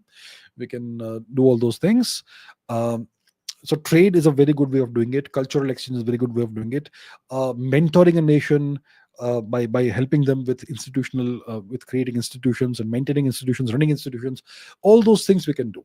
And we cannot allow outsiders to step in after we break up Pakistan, and the US comes in and says, okay, now we will take care of things. No, stay out. None of your business. So we have to do that. So that's how you see what we should have done in Bangladesh after 71 is we should have helped them set up their democracy, their government, their institutions, their education system. We should have invested in that nation's economy and set up industries and things for them. We should have had Indians all over the place working across Bangladesh, interacting with the people. That's how we do things. And we instead of doing that, we just stepped out of the place and just let it go to the dogs. So it has to be a multi-pronged, multi-level, multi-dimensional approach. We have to help them in every possible way, without exploiting them like the West would do, right? That's what needs to happen. And then over time, we can slowly examine the possibility of reintegrating them into India whenever the time is right. Yes, sir. I know you're watching, CIA. Sand S, thank you so much. I appreciate the contribution. Geopolitical Dubey asks, why is France reluctant to share the source code? I think I took that question some time ago. Maybe it's a repeated question. All right. Ajay Sharma says, views on Putin. Will history be kinder to him? Putin brought Russia back from the abyss, from the brink of the abyss. Russia was on the brink of the abyss under Boris Yeltsin. So Gorbachev was the guy who broke the Russian nation, who broke the USSR, who dismantled everything his predecessors had worked so hard to build. Of course, the decay started before him, no question about it, but he could have done something about it. Instead of doing that, he allowed the nation to disintegrate. And he then appeared in pizza commercials for the US. So it would not be wrong for the people of Russia to regard Gorbachev as a traitor, a Western stooge, a Western agent. an agent, not of the British like we say over here in India, but an agent of the US. Then the Americans, they invested, let's say, in Yeltsin. So Yeltsin was their guy. Drunk, he appeared drunk in public at times, and a guy who was least interested in anything. He let the Russian economy go to the dogs. Very soon after he comes to power, the Russian economy is in shambles. People are lining up for soup and bread. And the USSR had a collectivized economy, right? Which means that everything in the USSR, the whole economy, was the collective property of the people. And every single ruble that the people of the USSR had saved, their life savings, where that existed in the form of the economy of the USSR. So it was the savings of generations of Russians. That was the economy of the USSR. And Yeltsin takes that and he gives it away to a bunch of people, the so-called oligarchs. And those oligarchs then proceed to take this huge capital, huge amount of capital, and these huge industries, and they proceeded to run them into the ground deliberately. They proceeded to destroy the economy of the USSR deliberately. So that's what Yeltsin oversaw. He presided over the deliberate destruction of the life savings of generations of Russians. And then he wanted to open up the country to the West, so that the US can come in and start exploiting all the incredible mineral and natural resources and wealth of the USSR, or of Russia by the time. There was a plan. And he also messed up in Chechnya and whatnot. Okay, that's what he did. But then, he became too unfit to rule. And then power was passed on to a small, unknown guy who had served in some bureaucratic positions, who was a former KGB agent, Vladimir Putin. No one knew Vladimir Putin. He was some reasonably low-ranking bureaucratic guy with a intelligence track record past. So everybody thought that he will be controlled easily, but Putin had his own ideas, and it took him at least a decade. But he put Russia back on track. He pulled Russia back from the brink of the abyss, from complete disintegration. And by the 2010s, Russia's military was again feared. And whenever they did those Zapad exercises and Vostok exercises and so on and so forth, Europe would be worried, So by the 2010s, Russia's war machine was again in reasonably good shape. Today, it's very different. Today, Putin has spent more than 25 years in various forms of power. And so the question is, how will history look at Vladimir Putin? How will he be remembered in history? How will history books write about Putin 100 years from today? I think it all depends on the succession. See, Mr. Putin is in his 70s now. And in a few years, it's obvious that he will have to hand over power to whoever is going to be his successor. The most crucial time for an empire or a kingdom or a nation is the transition phase from one ruler to another. If you mess that up, then you're going to be remembered as a disaster. You may be the greatest ruler of all, but if you don't handle the transition right, if you don't ensure that after my going, the right person is in power, if you don't ensure that, then whatever you did was worthless. Because if you hand over power to the wrong person, that person will destroy everything you worked so hard for. So it is crucial for Mr. Putin to handpick the right successor. If he does that, and if the next person is even 50% as good as him, then Putin will be remembered as Putin the Great. Kavya says, did Jesus Christ really live on the planet? Did the church create Santa Claus and Jesus to keep kids and adults in check? You're asking me a very, very controversial question. Did Mr. Jesus Christ actually exist? Look, we have not found any actual archaeological evidence of the existence of Mr. Christ. But yeah, there's a whole cult, a whole religion that's built around him. And there is this monument, this architectural building, the church of this Holy Sepulchre or something, which is rumored to be the resting place of Mr. Christ and so on, but it has not been archaeologically proven 100%. There's the Shroud of Turin that was dated, carbon dated to the Middle Ages, but some other kind of testing apparently claims that it goes back almost 2,000 years. There's all kinds of ambiguity and controversy about this. From a completely realistic, hard evidence perspective, we don't have hard evidence of his existence, but I would say somebody, uh, most likely he probably must have existed. Otherwise, so many people would not uh, believe in him. Is it?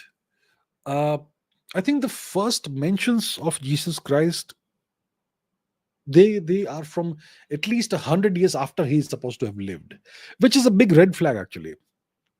Similarly, there is a story of Euclid, right? The Greek mathematician or something. There is no evidence a person called Euclid actually existed. You know, so there are lots of such made up stories. I don't know. If I say Mr. Christ did not live, then lots of people will get very upset. But from an evidence perspective, I think it's still missing. But similarly, that way, because see, if take for example Kanishka the Great, who lived about 2000, almost 2000 years ago. Now, do we have evidence he existed? We have statues of him from his time. We have his inscription that he himself had written in Rabatak in Gandhar, now part of Afghanistan. At that time, it was part of India. The Rabatak inscription of Kanishka himself, in which he writes who he is and his ancestral lineage. So when it comes to Kanishka, we have hard evidence of his existence from his time itself, not from 100 to 200 years after he died. But when it comes to Mr. Jesus Christ, I don't think there's any evidence, any hard inscriptional or other evidence of his existence from the time that he is supposed to have lived. Whatever writings turn up, they are from at least 100 years after he is supposed to have died, which is kind of, from a completely realistic perspective, it is kind of a red flag. But yeah, so I think it's still a question mark, but it's a part of a lot of people's faith. I think Christianity is probably the second biggest or something like that religion in the world. So yeah, it is what it is. VK18 says, how does the future look? Utopian or dystopian? The world is somewhere in between. It's never completely black, completely white. It's somewhere in between. But one way of looking at this is from my favorite genre of fiction. Since I was a little kid, my favorite genre was science fiction. All I would read is science fiction. Fred Hoyle, who I mentioned earlier, he wrote a couple of science fiction books. Asimov, kind of dour, but I did read his books, very interesting books. Arthur C. Clarke, Larry Niven, so many writers of science fiction. So if you and I was very fortunate as a kid to have access to a library that had a whole stash of science fiction books from something called the Science Fiction Book Club London from the 1950s and 60s. So as a kid, I grew up reading science fiction from the 1950s and 60s. And if you read those stories, they are so incredibly beautiful. They speak about beautiful future worlds. Very, very optimistic worldview was there in the 1950s and 60s in science fiction. Okay? Very optimistic worldview. That humanity will reach the stars and that sort of thing. You may have alien invasions or whatever, but it will be a situation in which you are a very, very technologically advanced society that's invaded by aliens. And everyone's happy, essentially. So the future was depicted as a utopian kind of future. It was a very positive outlook towards the future that you had in the 1950s and 60s. Now, if you read today's science fiction, it's all dystopian. So something has changed in the world from the 1950s to the 2020s. In the ensuing time period of 70 years, fiction has become more and more dystopian, which kind of tells you the direction in which the world is going. That we are seeing so many advances in technology, but who's controlling the technology and what is it being used for? Everybody can see that it's being used to consolidate. It's being used for the purpose of consolidating power in the hands of a small number of people, and the rest of the world, they are being used as guinea pigs, or as resources, right?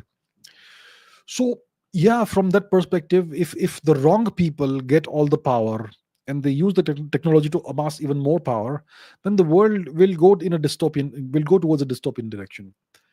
Even if we reach Mars, okay, and set up a population center on Mars, who's gonna control Mars? It's gonna be one person, one government, right? And what's the value system of that one person, one government? Is it what you need in the world? So yeah, the future kind of looks dystopian at this point in time. It does. And for the future to change, to become more utopian, to become better, you need a multipolar world. You can't have a world which is controlled by one or two powers. And you especially need a nation like India to rise and become part of the multipolar world, which is why India is so important for the world, in my opinion. Okay, Games Rich says, what's your opinion on Penrose's twister theory? Twisters are one step ahead of even tensors. So look, it's a mathematical construct that's used in string theory and other things. Twister theory, it's used in string theory, it's also used in general relativity, but it's not a theory of physics. It's a mathematical tool that we use in physics. So it's not some it's a good tool to have. String theory has given us so many really interesting mathematical tools to work with. But at the end of the day, they're tools. These are invented tools. Are they discovered tools? The question is always there. Lots of YouTube channels ask this question: is mathematics invented or discovered? Well, mathematics is the language of the world, of the universe. It simply is a description of the regularities and patterns in the universe. But how to solve differential equations? We invent techniques for solving differential equations, but differential equations represent patterns and regularities in the world. Similarly, twistor theory is twistors are objects that can describe physical phenomena and so on, and can be used to solve problems that are part of various theories. So it's a useful tool to have. Beyond that, I don't have much opinion about twistor theory. It's a nice thing to have, like rigid pole theory and so on. Okay. Lakshay Khanna says, why did India decline the opportunity to join the GCAP program, which could have enhanced its defense capabilities? What is GCAP? You have stumped me, sir. I'm stumped by at least 3 centimeters. Let me find out what is the GCAP program. Let me go to our friend Google, and we shall together find out what is GCAP. So first of all, excuse me. Let us go here. Okay, let's see what is GCAP. GCAP program. What is this? Okay, Global Combat Air Program. It's a multinational initiative led by the UK, Japan, and Italy to jointly develop a 6th generation stealth fighter. You see the problem here.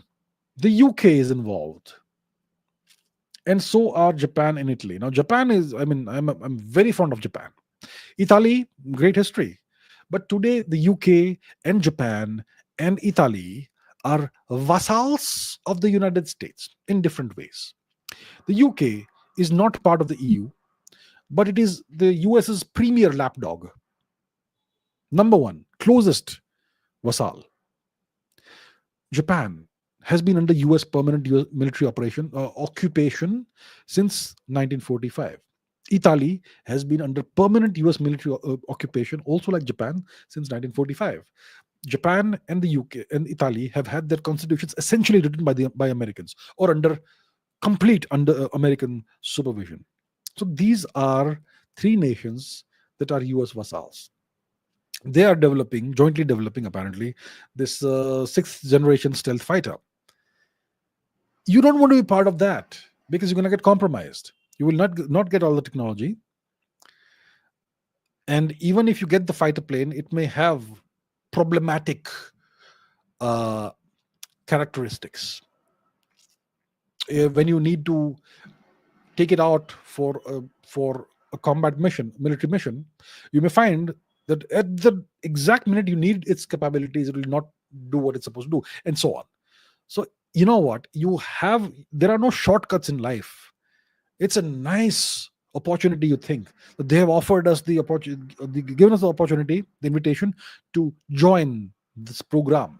It may be a trap for us. There are no free lunches in the world. There are no shortcuts in the world. If you want a sixth generation fighter plane, you first develop your own fifth generation fighter plane, and then use the learnings of that to take the next step and develop a generation fighter plane. The only technology you can trust is technology you have developed yourself. Because if you take somebody else's developed technology, then there will be issues with that. You will not be in full control. So I think India has done the right thing. I know it feels like we are giving up, we are passing on good opportunities, but it's not the case. It's the right thing to do. Okay. Akshar says EAM's book The India Way reveals China's lust for deception, deceiving the heavens to cross the ocean, or making a sound in the east and strike west. How to ascertain the truth, especially with respect to China's economy. I may have that book somewhere here, but I haven't read it. So, okay. The India Way, right? I think Dr. Jaishankar has authored at least 2 books in the past few years, if I'm not mistaken. So the Chinese, like, this is nothing new about China. Read Sun Tzu. His book is full of aphorisms like these, stratagems like this. Deceiving the heavens to cross the ocean and blah blah blah. This is very Sun Tzu-ish stuff. The Chinese have always been like this. You know what? Everybody is like this. Every power that actually matters follows these rules and principles. The Chinese are not special. They're not superior to the rest of the world because they have nice little aphorisms and nice little stratagems in a small book. The Chinese have always been like this.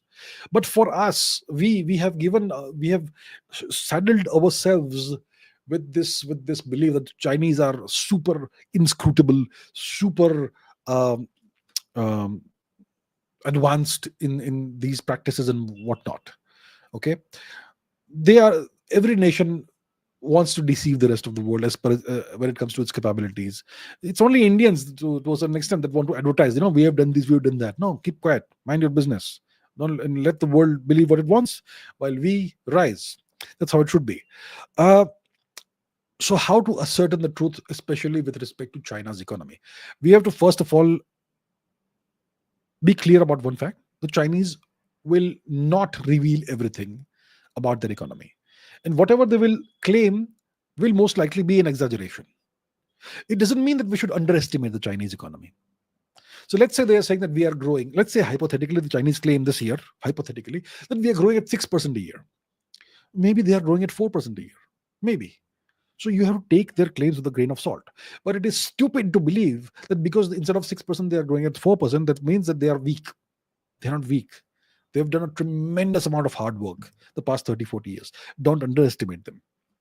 So it's difficult to know what's actually happening inside China because the system is so opaque, right? They hide the truth from the world because they want to hide their weaknesses and they want to claim something more than what they are. But it is still stupid to underestimate them. So the truth usually lies somewhere in between this and that, between two polar opposite ends. So we should understand, we should be clear about one thing: we will never know exactly what's happening within China, whether it's from the economic perspective, from the political perspective, from a military perspective. We will not ever be able to know exactly what's happening in China unless we have ways of hacking into the systems and all that. And if we have such ways and means, we will not talk about them, right? So for us in the public, it's very hard to ascertain the truth. We should know that the truth is somewhere. It's not what China is claiming, but the Chinese are not to be underestimated. That's what I would say. Harshay says, thoughts on polygamy, what's its pros and cons? If you're capable, can you do it or not? Look, in our culture, we don't have any proscriptions, any prohibitions on polygamy or even polyandry.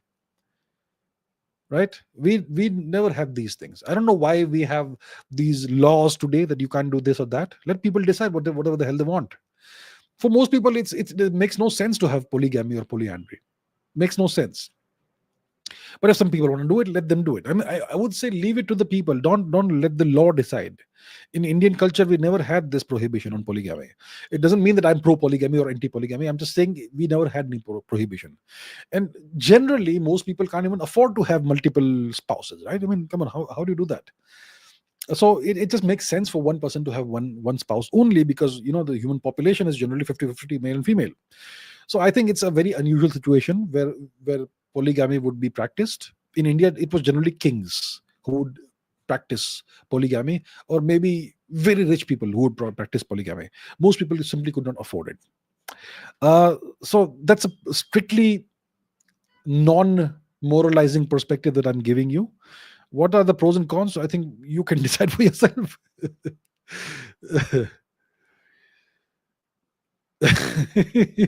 General Vladimir Putombe says, if we travel 20,000 light years via wormhole faster than light, can we see the Earth's past using an advanced telescope catching that ancient light? That's a thought experiment you're proposing, sir. I don't think we can see the Earth's past using an advanced telescope catching that ancient light. Look, traveling 20,000 light years via wormhole doesn't mean you're traveling faster than light. It means that you are using a shortcut in the fabric of space-time. And the good old cliche is you take a piece of paper and you poke a hole through it and you bend it like that, and that if you had traveled in a straight line, it would have taken you such a long distance, but because you've bent space-time itself, you're able to travel very fast. So it means that you have traveled from point A to point B faster than it would have taken you to travel regularly. So it looks like it's superluminal travel, but it's not. So by doing that, you don't actually end up traveling through time. Okay, but there are ways of traveling through time that are not prohibited via Einstein's equations of general relativity. And there are thought experiments you can actually do in which time dilation becomes a factor, and so on and so forth. But whatever you do, you won't be able to see Earth's past. I think it's very difficult for me to imagine a scenario in which you can see the Earth's past. So I think, look, I'm not going to sit down and do the calculations right now and look at this particular thought experiment. It's an interesting thought experiment you proposed here. It's something that can be given as an exercise to a high school or college student, to figure out whether, if you travel to a place that's 20,000 light years away through a shortcut, which is an Einstein-Rosen bridge, also known as wormhole, then will you be able to see the Earth's past? Will you be able to see it? So, or let me do it right now. So let's say I am at a place that's 20,000 light years away right now, and I'm looking at the Earth through a telescope. I will obviously see something that happened 20,000 years ago. Now, if I reach there right now and I look at the Earth, I'll actually be looking back in time. Yeah, you're right. So yes, I did the thought experiment in my mind now. So if you travel 20,000 light years away via wormhole, via some kind of shortcut, which seems like faster than light, but it's not, then if you look at the Earth, you will see the past. True. Very good. Good job. Yes, you will see the past. All right. Rishi says, Asim Munir has been promoted to 5-star rank. Why do you think this step was taken, considering the fact that the Pakistan army already has overwhelming power inside Pakistan? It's just to consolidate the legitimacy of the Pakistani army. They have put out this fiction that they have done very well, performed very well in this 3-day war against India. We have brought down 85 Indian fighter planes and 200 Indian UFOs. And we have shot down, we have destroyed 28 Indian air bases, or something like that. That sort of claim they've made, right? So if you make that claim, then you have to give some reward to your general. Otherwise, it looks like you're lying. So that's why, to make the story seem true, you have to actually give rewards and promotions to your armed forces personnel. That's why they have done it. To keep up appearances and to mislead the people of Pakistan that, this actually happened. That's why we are promoting the great Asim Munir, who brought us this glory against India. Okay. Karthikeya Gandhi says, why do you include Israel in the sovereign country list? Yeah, the past year or so, when I spoke about the sovereign countries, I said there are 4 sovereign nations: the US, China, Russia, and India. Apart from that, I said there are no other sovereign nations. But after rethinking my thought process and so on, and taking a fresh look at the world, I have realized Israel is a fully sovereign nation. Now, the question is, why do I include Israel now in the list of sovereign nations? 5 sovereign nations. Well, when you have a nation like the US that prioritizes Israel's national interest and will never do a thing that will hurt Israel's national interests, and the US happens to be the most powerful nation in the world, then you can at least say that Israel is a fully sovereign nation, right? If it has such incredible influence, I'm not saying power, I'm just saying influence. But if it has so much influence in the US, maybe it is a fully sovereign nation. Just from that perspective, I think you can tell that Israel is a fully sovereign nation. Akshar says, what's the probability that the Starlink constellation of thousands of satellites contains infrared sensors to early detect the launch of intercontinental ballistic missiles? I think there's a very high, close to 100% probability that the Starlink constellation of satellites doubles as a surveillance network. Okay? I'm sure they have remote sensing capabilities and they can see what's happening all across the world in real time. To what resolution can they see? I don't know. Do they have infrared sensors? I don't know. Do they have other band sensors? I don't know. But I'm sure they have advanced surveillance capabilities. Can some of these satellites detect the launch of an ICBM? I'm pretty sure some of them at least will have it. Will all of them have it? I'm not sure about that. But yeah, I think it's a surveillance mechanism. Can I show comments on the stage? Can I? Maybe I can, maybe I can't. Okay, so yeah, so that's the answer. It's definitely a surveillance network. Okay, now next is by Project Smiling Buddha. Why do Indian students coming abroad lack confidence? Why do Indians overall lack confidence? Because of the education system and the media and all that. Because of the mentally colonized people around them. It's a self-fulfilling prophecy kind of thing. It's a self-sustaining environment. See the education system. I had a question from some time. I think the first question I took today was, why did India never develop as a technological power, as an industrial power? The truth is, we had developed, right? We were the first fully industrialized society. We were the first fully industrialized civilization, fully industrialized and fully urbanized civilization on the surface of the planet. But nobody knows this. We don't teach this to our students in the education system. We accounted for at least 1/3 of the entire world's GDP for most of recorded history. Do our teachers teach us this? Do our textbooks teach us this? When you are not taught anything about what your ancestors accomplished, then you will end up grow up believing that you come from a civilization of losers, and you will feel that everybody else is superior to you because they did all these things, we did nothing. So you will automatically see everybody who has a different appearance, who's from a foreign nation, as being superior to you. That's the inferiority complex. Then the Indian media, it reinforces these stereotypes. The Indian entertainment system reinforces these stereotypes. So everybody and everybody around you, the elders, they also have grown up believing this. So they also will reinforce the stereotypes. So it's a self-reinforcing system that we have in India.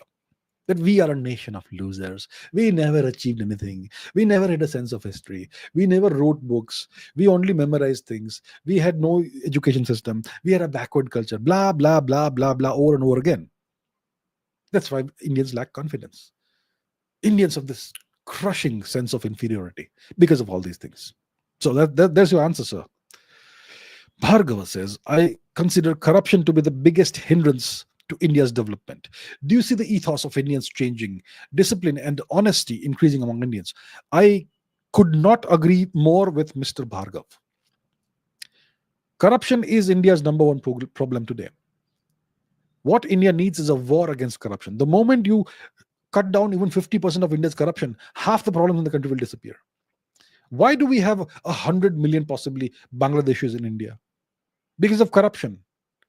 Why do we have lakhs of cookies and lakhs of Rohingyas and God knows how many Pakistanis in India? Because of corruption. Why are our borders so porous? Because of corruption. Most of the problems in India exist because of corruption. If you remove corruption, the education system's quality will increase drastically. If you remove corruption, the painful process of interfacing with the government that most Indians have to face, it will disappear. Mr. Bhargav is so right. India's number one problem is corruption. And which politician from top to bottom do you see talking about this? Where is India's war on corruption? And you know what? We are made to believe that corruption is our fault because we are a corrupt society. That's why we have corruption. I'll tell you why corruption exists. Indians are not a corrupt people. We have never been a corrupt society. You know who introduced corruption into India? It's the British. How did they introduce corruption into India? They created the Indian Administrative Services, Indian Civil Services, they were called, and other institutions of India, the legal institution, other institutions, right? And the objective of creating these institutions was to create the infrastructure of occupation over India and of control over India. So the armed forces, the British armed forces were created, British Indian armed forces, the British Indian police system, which continues today, the British administrative system, which continues today in India, the education system, which continues in India. All of these institutions they created had a certain purpose of enslaving Indians. And if they had a judicial system, that judicial system was created for the purpose of serving the British. When Indians would approach the judicial system, they were made to go through a different process. They had to pay bribes. If a British person, went to the judicial system in India during British occupation, they would never have to pay a bribe. But if you were Indian and you had to approach the law, you had to pay bribes at every stage of the way, at every step of the process. And you had to pay bribes to Indians because Indians were made to oppress Indians. Whether it was the bureaucracy, whether it was the judiciary of the British, whether it was whatever else, institution, the system of the process of corruption was institutionalized as an additional measure of oppressing Indians. And the system the British created continued intact after 1947, which is why corruption continued intact in India. And it became even more deep-rooted and entrenched after 1947. That's what happened. We are not a corrupt people. The system is such that the only way to deal with a lot of the government machinery is through corruption. We have no choice. The people of India have no choice. So most people will just give in. Okay, let's pay a bribe and get it done. So that's why Indians are so cynical, because that's the way the system works.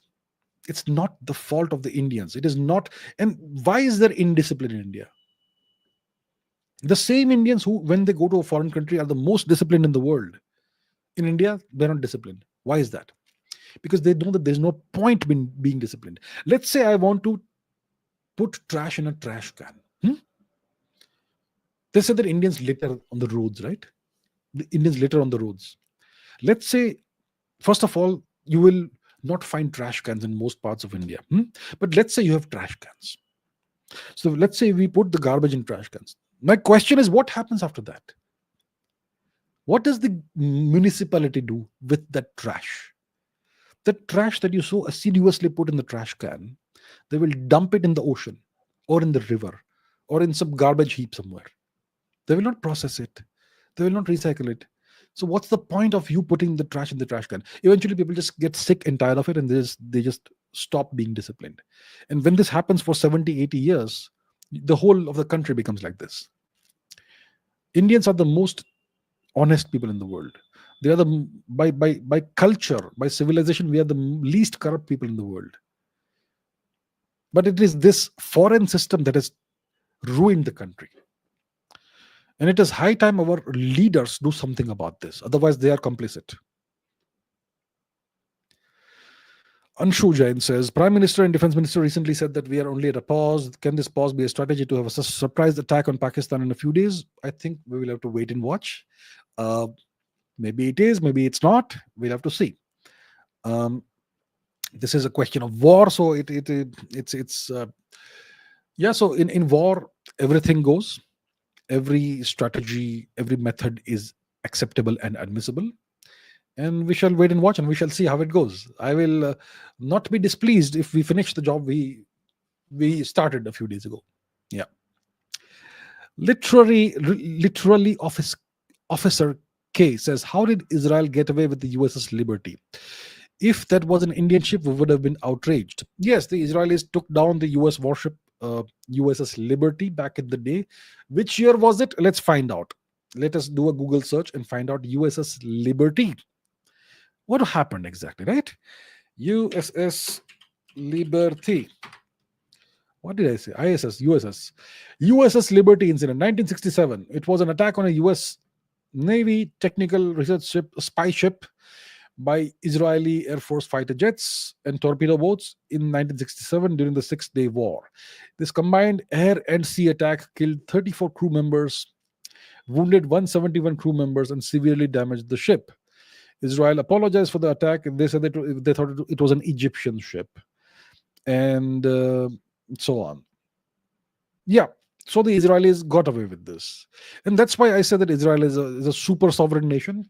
They can do things to the Americans, and they still can get away with it. Why did they get away with it? Because the Americans treat Israel as a super special nation, and they won't do a thing that will harm Israel. Why is that? I don't know, but it is the case. If it was an Indian ship, we would have been outraged for sure.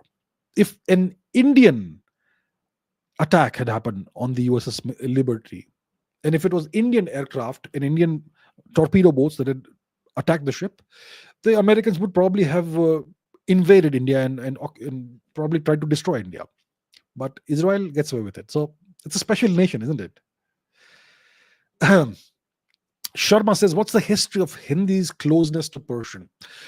The closeness of Indian languages to Persian goes back a long, long time. If you look at Old Persian, the language of the Achaemenish Empire of Persia, Achaemenid Empire, that language was almost identical to Sanskrit, Old Persian. And how was that cuneiform script deciphered?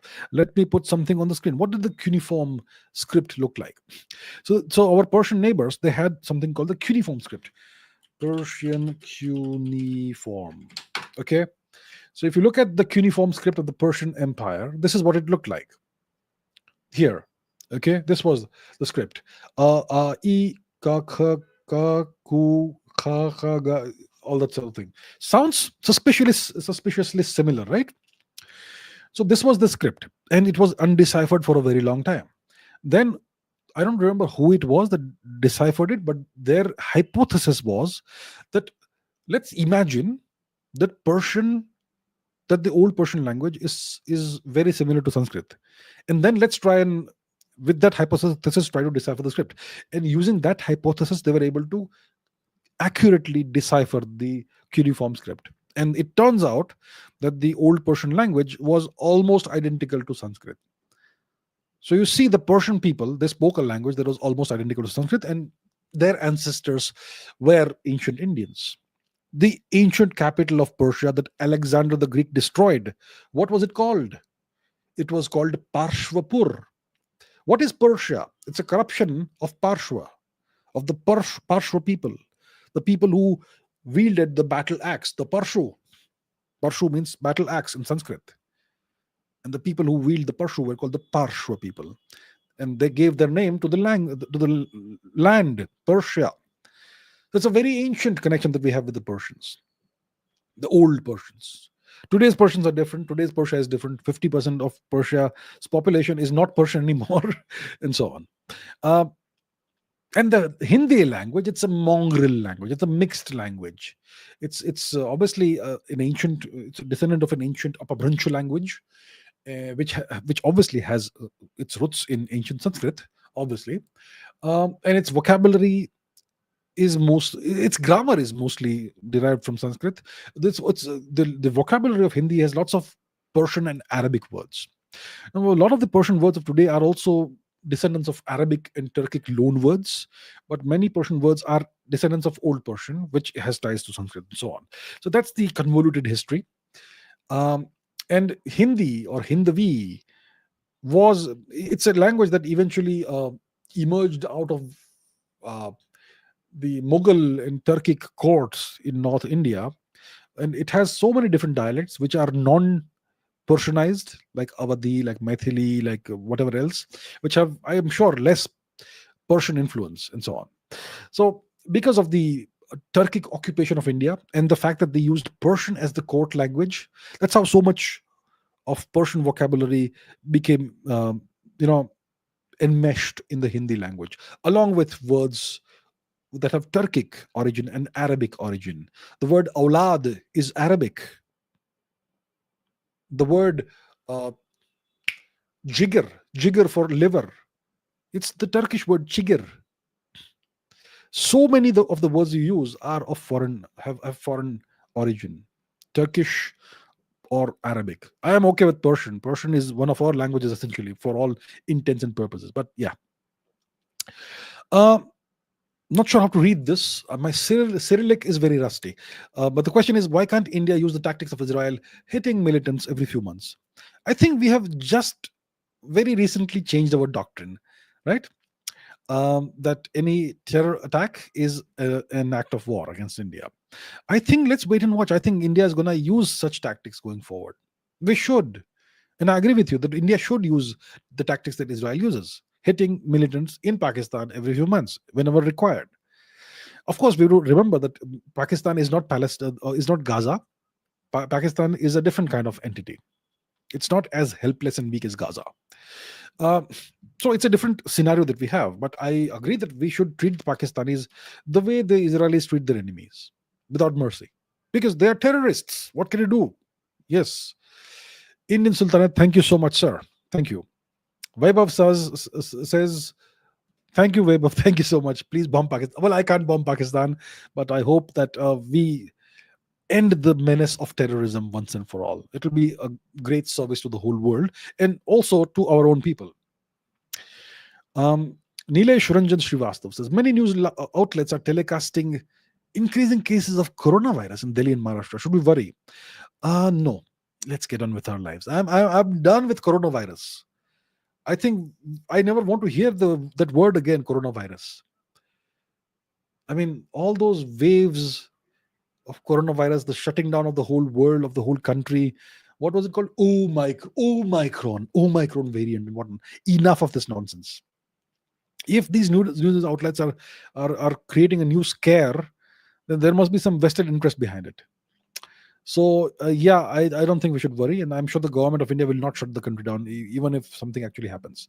The coronavirus is weaker than the flu, and it was clearly designed as a bioweapon by somebody. But enough of coronavirus. Seriously.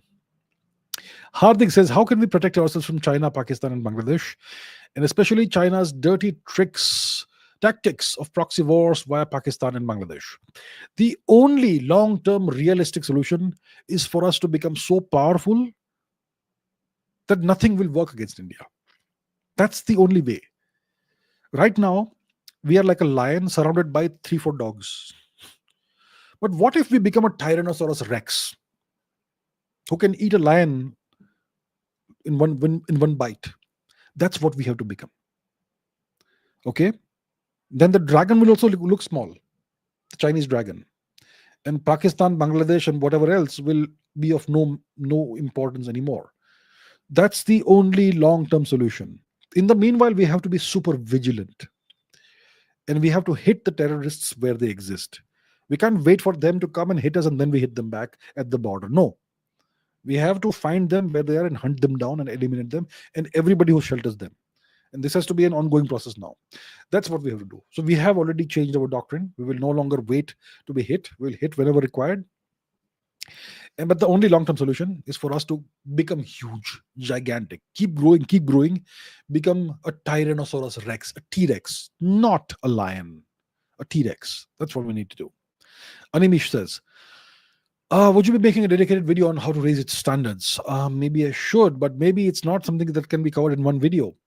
Maybe it should be a series, but then, yeah, I'll have to think about it. I had actually intended to do that. It's not happened thus far, but something else is coming up. So, yeah. Really now says, Agnikul tested an electrical semi-cryogenic engine. Skyroot Agnikul with young blood should be funded by Adani, etc., to have hundreds of launches and Geolink. Well, I'm glad we have Agnikul, Skyroot, all these startups that are doing really good work in India. Some of them have fully 3D printed components on their rockets. We need these companies to become the next, what SpaceX's and whatnot, right?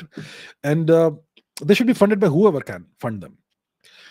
Um, it would be fantastic if we have our own space ecosystem, public private partnerships. We have ISRO, that's the government entity, which is superb, which has some of the best quality in the world, and also all these up and coming startups that can all come together to create a self-sustaining ecosystem.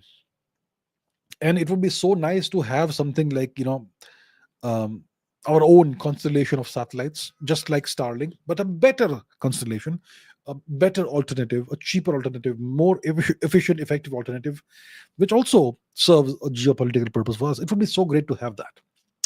So I agree with Really Now. I do. Really Now says, I wish you open a university for all ages. Maybe I will in the future. Let's see. But thank you for the suggestion. No Idea says, why generalizing India is easy but not the West? Well, it depends on who is doing it. The West likes to infantilize nations, portray them as an infantile society, and they like to generalize everything. Let me give you a different example. Africa.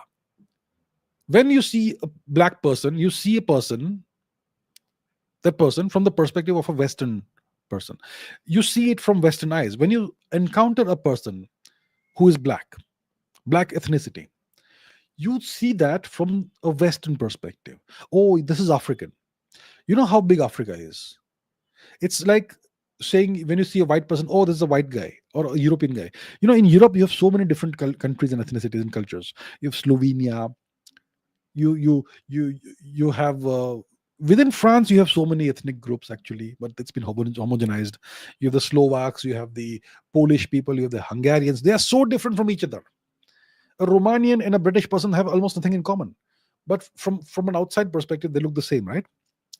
Now imagine Africa, which is so much larger than Europe, has so many different languages and ethnic groups who have nothing in common with each other. But from us, from an outsider's perspective, for us, they're all the same. Oh, African. It's so silly, right? So we see it that way because we have internalized the Western perspective, and the West likes to generalize, um, make generalizations about various cultures and all that, especially those they don't like. So, and they've done that about India also. Lots of generalizations and stereotypes they've created about India, and they have studied. I mean, all the literature that you find about the West is very detailed, right, and very nuanced. But the same authors, when they do a treatment, literary treatment, or academic treatment of other nations, will resort to generalizations. It's a case study of double standards. So it's because they do it, and because we accept their perspectives, that's why we feel that we are being victimized and generalized. We need to have our own scholars who write about the West. And I'm not saying we should make generalizations. We should have our own approach and our own academic treatment. Really Now says, what is the leverage that Israel has on the deep state? Well, if I knew that, then I would. Yeah, see, that's a big question. That's the $1 trillion question. I'm not sure what it is, but they clearly have some leverage. So I'm not sure who is in the right position to answer this question, but clearly Israel has some kind of very, very deep leverage. I'm not sure what it is. Prabhav says, please throw some light on the French Vikings occupying Britain. Did the French rule the UK for centuries, and what's the origin of present day royalty? That's an interesting question. French Vikings occupying Britain. It's a very interesting story. So what happens is this. You had a kingdom of France, Francia, the Frankish kingdom, where the people were the Frankish people, the Franks, and they had their own kings and all that. One of their kings was Carolus Magnus, also known as Charlemagne, and so on.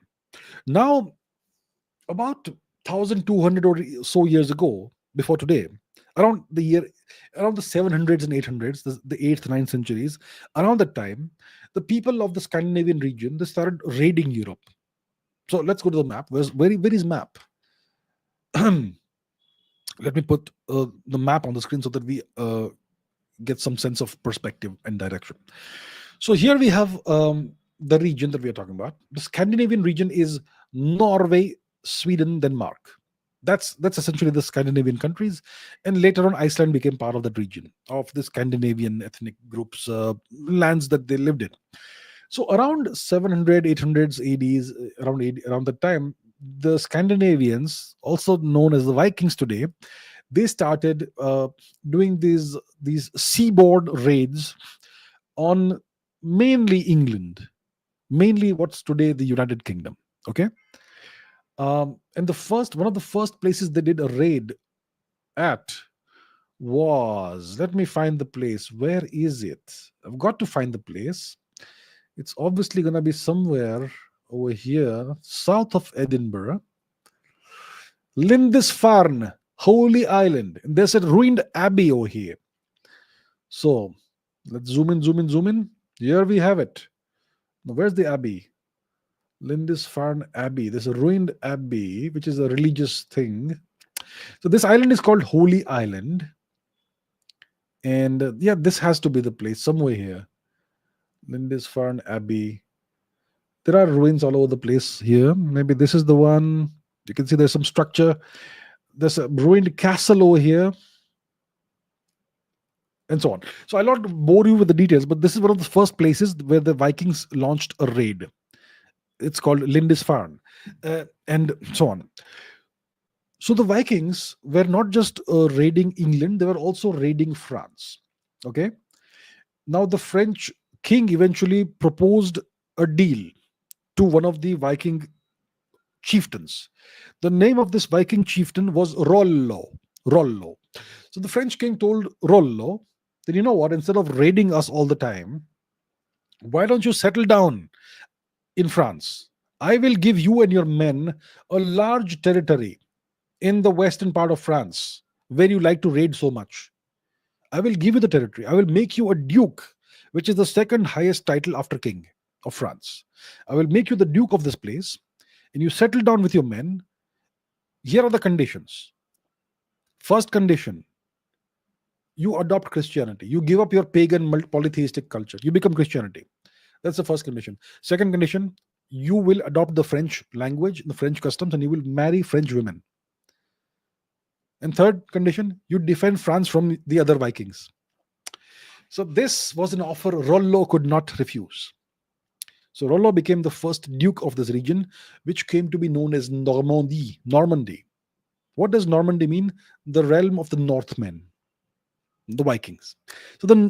So Rollo became the first Duke of Normandy. His son was the second Duke of Normandy. His grandson was the third Duke of Normandy. And I think it was around the time of his great grandson that there was an issue.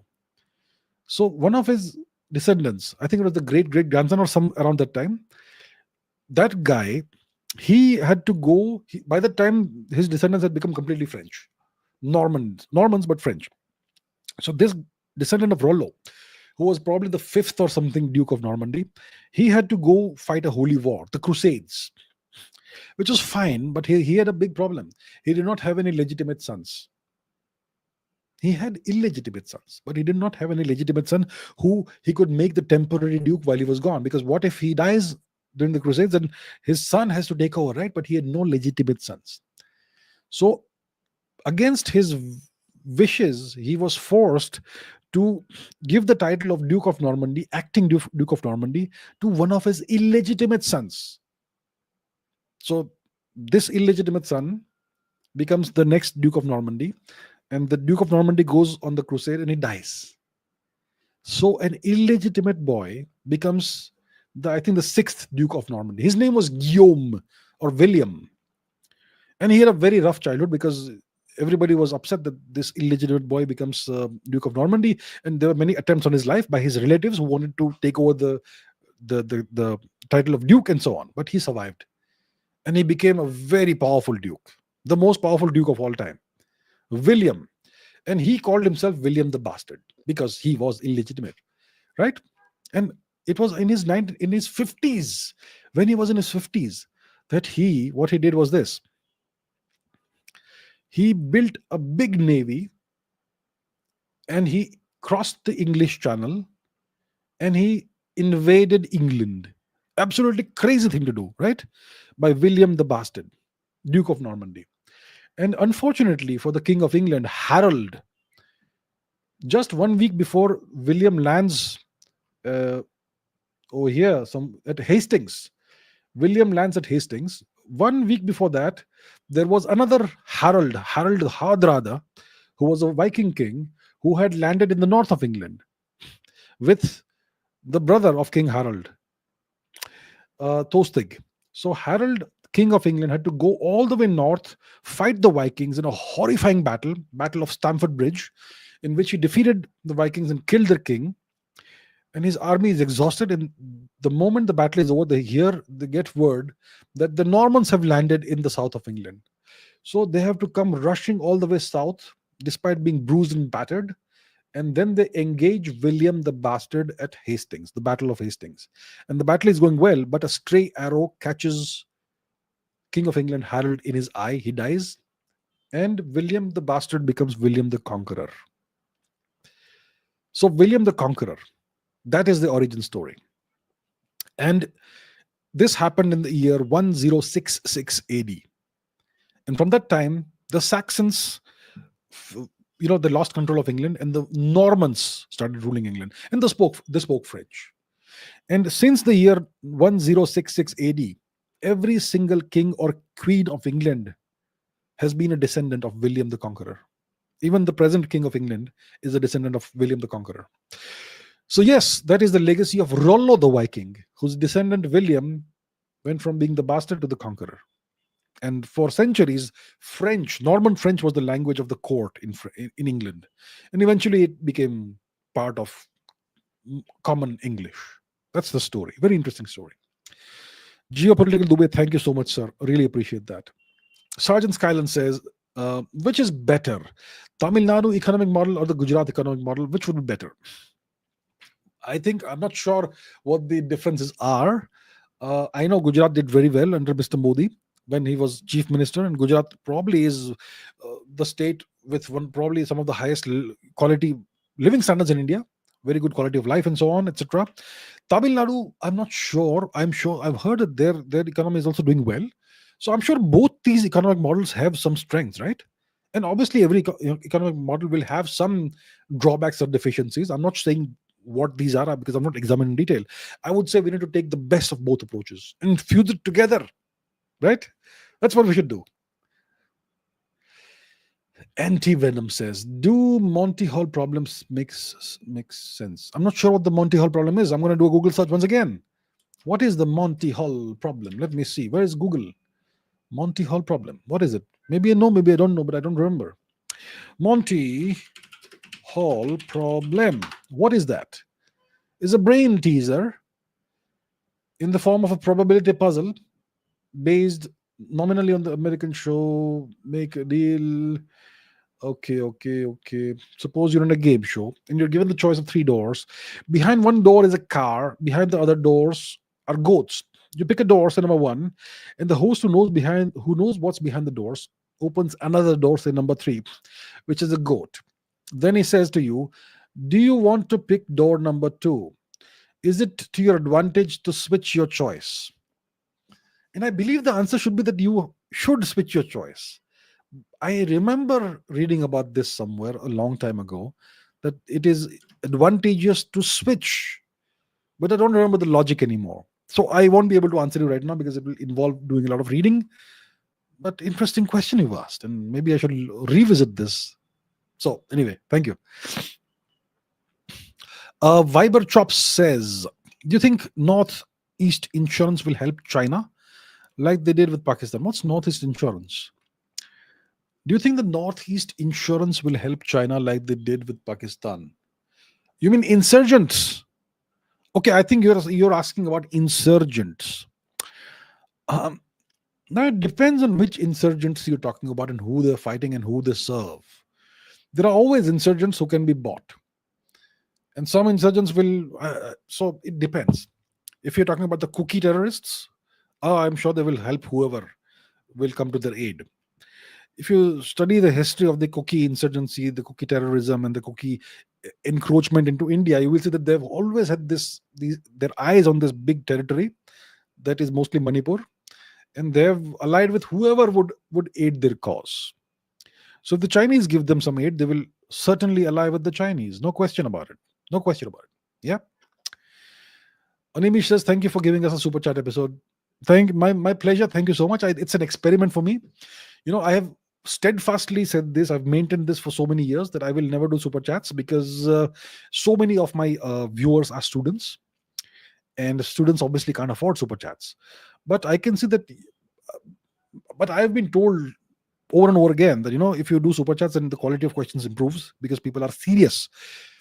They're putting money with the question, so they're serious. It's not just a random question anybody can type into something. So today I thought, let's do it, because I've already done hundreds of hours of Q&A sessions, hundreds of hours actually, literally, and I've answered thousands of questions. All the questions are still out there. So I thought, let me try and do a super chat episode, and it looks like I'm getting better quality questions. So maybe it's something I should continue. I'm really enjoying this actually. And I've already gone past 2 hours, 21 minutes. Maybe I'm going to go on until 11 p.m. It looks like that. So anyway, it's my pleasure. And it's great to have viewers like you all, It's a privilege to have viewers like you. Narendra says, Pakistan sent swarms of Turkish drones, which India accepted with costly missiles. Is that an economic loss? Isn't cheap anti-drone technology the need of the hour? So, look, it's a very common belief that people have about Operation Sindoor, the air defense component of that. The the Pakistanis, they sent hundreds of cheap drones, maybe 1,500, maybe 2,000 cheap drones over 3 days into India, and we intercepted these drones with our S-400 system, or the Akash system, or the Barak system, or the Pechora missiles, or whatever. That's not the case. We intercepted these Turkish drones and other drones with the L-70 Bofors gun. Let's take a look at what this gun looks like. L-70. Yeah.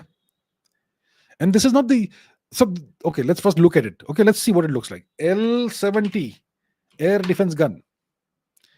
It's a L, okay? So this is what it looks like. The design goes back to the 1940s of this gun. It's a very ancient gun. 1940s, Second World War.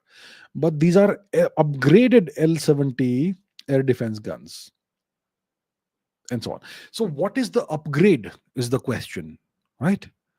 So we have done what we call jugaad with the guns. We have put upgraded radars on the guns, and we have converted the guns into automated systems. So in the 1940s, you would have a gunner who will then take aim at aircraft and shoot the gun. Today, it is an automatic process. There's no human being involved. It automatically finds the targets and shoots at them. And it hits the targets every single time because we have upgraded the gun with advanced technology. So it's a 1940s gun with 21st century technology. And it shoots down everything automatically without the need for human aiming. So this gun, L-70, it shoots shells, not bullets, but shells. And each shell is cheaper than a drone. Okay, we did not intercept those goddamn Turkish drones with costly missiles, S-400 or Akash or whatever. We used this ancient gun, which has been upgraded to 21st century standards, to shoot down all the drones. So who ended up losing more money? The Pakistanis. Now the Pakistanis will try and find some way of learning the lesson and maybe evading the gun. So we'll have to adapt once again. So that's how it goes. All right. San says, some people say that mid-low end manufacturing is a thing of the past, and India should largely focus on cutting edge manufacturing. Jai Shri Ram. I think India should focus on every edge of manufacturing. We should become a manufacturer of nuts and bolts and become the largest exporter of nuts and bolts in the world. We should export highest quality chips. We should export everything and manufacture everything. I think the world needs a mix of everything. The world needs low-end products also, which don't cost millions of dollars. The world needs spoons. The world needs forks. The Chinese manufacture these things and sell it to the rest of the world. Why can't we do that? We should sell spoons. We should sell forks. We should sell glasses. We should sell utensils. We should also sell satellites. We should also sell rocket launch systems. We should sell everything. So my point is, yes, in the 21st century, cutting edge manufacturing is very important. And you are right, sir. But it doesn't mean that low end and lower end, mid-range, mid-end, etc. manufacturing will become a thing of the past. I don't think so. So if some people are saying that, I think they're kind of mistaken.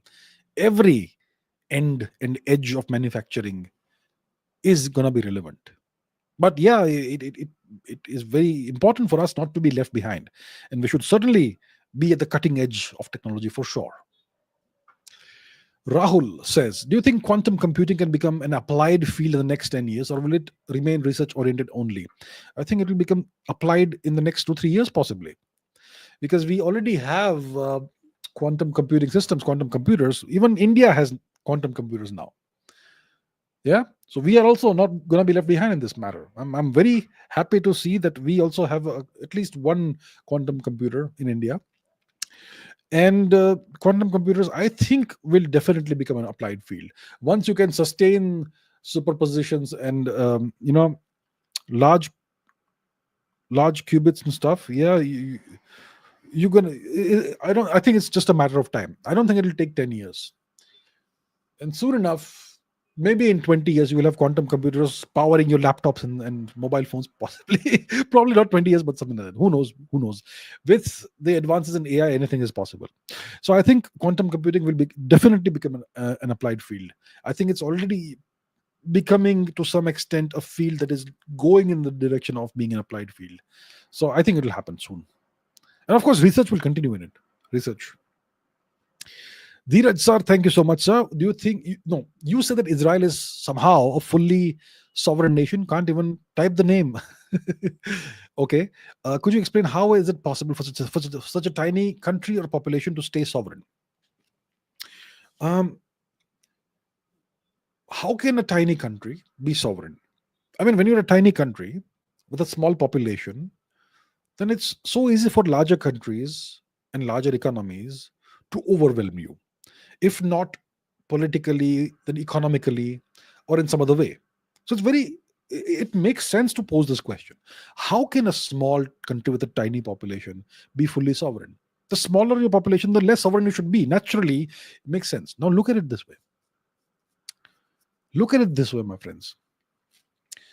Prithviraj Chauhan fought 2 battles against Ghori or Ghaznavi, whoever the hell it was. I always get confused about those two. It was in the year 1191 and 1192 AD, right? At that time, there was a guy in a land called Mongolia whose name was Chinggis Khan. He was still going through the paces. He was still struggling. But in a decade or so after that, he turned Mongolia into a beast, into a phenomenon like nothing seen before. And let me tell you, during the lifetime of Shri Chinggis Khan, the Mongol army had a maximum strength of 100,000.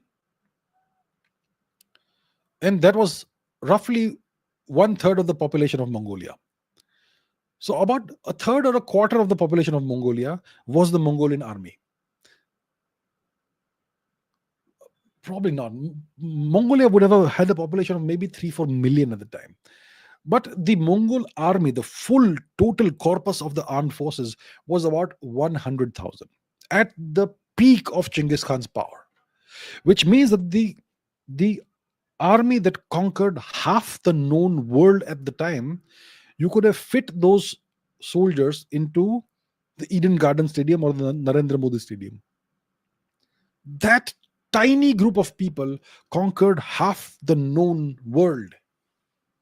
Yeah. So then does it make sense why Israel, a tiny country, can somehow be a fully sovereign nation and dominate so much of the world in various ways? It's possible. If everybody, every person in the nation is aligned in the same direction and working towards the same goals, anything is possible. How did this tiny island, small kingdom on a tiny island, England, how did they conquer more than half the world? How did they create an empire where the sun never set? Small island, tiny people, tiny population. How did they do it? They did it. The Mongols did something even bigger. So Israel also can be at least sovereign, right? It's possible. It's a nation that has a mission of its own. It's a nation that always feels like it's under siege. That kind of helps the people come together. Obviously, they also have, uh, they also have other opinions. They also have dissenting voices, but overall, the nation is very much aligned in the same direction. And they obviously have very high standards. They believe that they are great, and they have a great education system. They are great in technology. They believe that you have to be at the top of science and technology in order to be a great nation. It's something everybody can learn from them. Okay, Mohit Kakulo says, do you think the population crisis in China, along with a slowing economy, will force the CCP to launch a large-scale offensive on either Taiwan, Vietnam, or India? The population crisis is something that is a long-term problem. The slowing economy is not that big of an issue because China is now the world's second largest economy. And even though the economic growth is slowing down, it is not negative. It is not a nation that's in a recession. It's no longer growing at 10%, 12% per year like it was doing 15 years ago. Now it's growing at 4-5% a year, which is still good growth for an economy of that size. So I don't think the economic, of course, it is also possible that they are over representing their GDP figures, inflating the GDP figures. Maybe instead of 5%, it's growing at 3%. That's also a possibility. So maybe there are issues that are hidden from us, economic issues. The population issue is definitely an issue, but it's not going to be something that will be seen as a crisis. It's a long standing issue. It's going to get progressively worse, and there is absolutely nothing China can do about it. But it's never going to be seen as a crisis. It's something that's happening, and they obviously have to be resigned to it. So what is it that could actually force the Chinese Communist Party's hand and force them to launch some kind of stupid offensive against Taiwan, Vietnam, or India? That can happen only if they feel that their population is going to rebel against them. That can only happen if the Chinese Communist Party feels that its legitimacy is coming under question. What is it that keeps the Chinese Communist Party in power? There's a social contract that we will be the only party that exists in China. We are going to rule over you like dictators. In return, we will give you extremely high living standards, and we will give you national pride. That's the social contract. So because we are giving you good living standards, we're giving you national pride, we're giving you national progress, and so on, in exchange for that, you have to allow us to rule you. Now, if that doesn't work, if the Chinese Communist Party is not able to keep up its end of the social contract, as in making China great and having great living standards in China, then the population will rebel against them. And the Chinese population is rebellious. It's not like us. So it's in a scenario where the population shows signs of restlessness and signs of dissent and disobedience. In such a scenario, the Chinese Communist Party could do something stupid, to resuscitate its image. So it's only in that scenario that I think China could do something stupid. Harshal says, please take my question. I have posted it in chat. Well, I'm taking questions sequentially. If it's there, I'll take it. But anyway, thank you for your contribution. I really appreciate that. Okay, are you saying you've posted it not in the super chat? Well, you should have posted it here. I'll not be able to find it because there are hundreds of chat questions. But anyway, I thank you for your contribution. I really appreciate that. VK says, will our civilization survive because of the onslaught of Western culture? I think we're in a dangerous phase. We have existed for 10,000 years. But if we are not careful, we may not exist in the 21st century as a distinct civilization. because we are increasingly westernized. We have this tremendous inferiority complex, and Indians have kind of given up on their culture. Indian culture is no longer practiced by most people. So it is possible that, in the 22nd century, there may no longer be Hinduism, the dharmic systems, and Indian civilization. So we have to be careful. We have to keep it alive, and we have to pass it on to our descendants. Very careful. It's I'm optimistic, but I can see the danger for sure. Krunal Vishwasrao says, how can Bharat leverage cryptocurrency and blockchain technology to reduce dependence on the US dollar and Western financial systems? See, blockchain technology is something that India can definitely leverage to in various ways. When it comes to cryptocurrency, if when it comes to Bitcoin, it is possible that it's a US State Department or US intelligence thing. Ethereum is for sure not a completely um, free floating currency. uh, Bitcoin also, there are questions about it, that maybe it's a CIA project. But when it comes to the blockchain technology itself, it's a very robust technology, and it is certainly something that is very hard to crack or to hack. And so it can create a trustless system where you don't have to trust anybody, and you can just trust the system itself, the blockchain system. And so if you have a global cryptocurrency which is not American in origin and which is not controlled by anybody, and if it is based on obviously a blockchain technology, then it can certainly you know if it is adopted by lots of nations, then it can reduce the dependence of the world on the US dollar. So if Bharat decides to adopt cryptocurrency and all that, and maybe make the rupee, maybe create a crypto rupee or something, um, will it work? It will only work if lots of other nations also adopt the same thing. So if we use the rupee, then other nations will want to have their own, you know, cryptocurrency of their own country, the crypto dollar, crypto ruble, crypto yuan, and so on. In which case, we end up with the same system. The only way we can reduce dependence on the US dollar is if the rest of the world adopts a different currency. In that case, you don't even have to depend on the Western financial systems anymore, because the blockchain technology will ensure that you're not dependent on any financial system. So I think it will work only if beyond Bharat other countries also adopt the same cryptocurrency and the same blockchain based set of technologies. Only in that scenario will this happen, going beyond the US dollar. Samrat says, what are your thoughts on the ongoing vocal support for Hamas in the West and the shocking murder of a Jewish couple in Washington, D.C.? Is Islam taking over the West? I think it's sad. It's horrible that, two people were just murdered for I don't know what reason, because they're Jewish. It's terrible. And yeah, there are lots of people in the West who support Hamas and all that. I mean, it's okay to support, for example, hypothetically, the Palestinian cause or whatever, but supporting a terrorist organization, I mean, how does that work?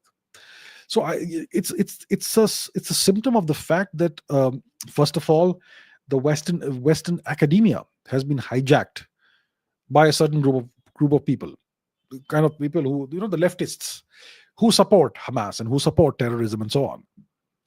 And a lot of significant portion of the US media is also kind of hijacked by these people. And that's why innocent young people, children, teenagers, they end up absorbing these ideas and believing they're right. And then they end up, doing things that are like this. So it's terrible. So it's not about Islam taking over the West. It's about the left taking over the West and espousing violent ideas and supporting terrorism. That's the problem. So the hijacking of the Western academic system began in the 1950s and 60s. It happened very slowly, very gradually, very subtly. But today, if you go to any university in the US, you will see that, especially in the humanities departments, non-STEM departments, it's all lefties It's all lefties. All the professors are lefties. You'll hardly find a person who can be described as a centrist or as somebody who's on the right side of the political spectrum. All left. And these people, they're you know they support terrorism mostly. They support Hamas and so on. And typically, you'll find that they hate India and support Pakistan. So it's something that happened very slowly, very gradually, since from the 1950s and 60s onwards. They hijacked the academic system, they hijacked the media, they hijacked feminism, and so much more. And today, you can see the consequences of all of that in what we are witnessing here, which is terrible. Prashant says, as an Indian working in the US, what can I do to serve my country back? I try to be the best ambassador of India, but what more and how to raise standards? What can you do to serve your country as an Indian working in the West, in the US? You can be the best ambassador of the country as possible. So, look, um, every Indian who lives in the West represents India in some way. And obviously, Indians are almost like model citizens abroad. Indians never indulge in crime. Indians never do anything nasty, anything that is antisocial. You will never see Indians in prison and so on. So that's one thing Indians already do very well. But what can you do beyond that is the question. Well, what you can do beyond that is to be excellent and to be better than the locals, in every possible way. So you're working in the US. I'm imagining maybe you're in some company, some corporation somewhere, some startup somewhere. Maybe so. If that's the case, you have to be the best performer. That way, the image of India obviously rises. And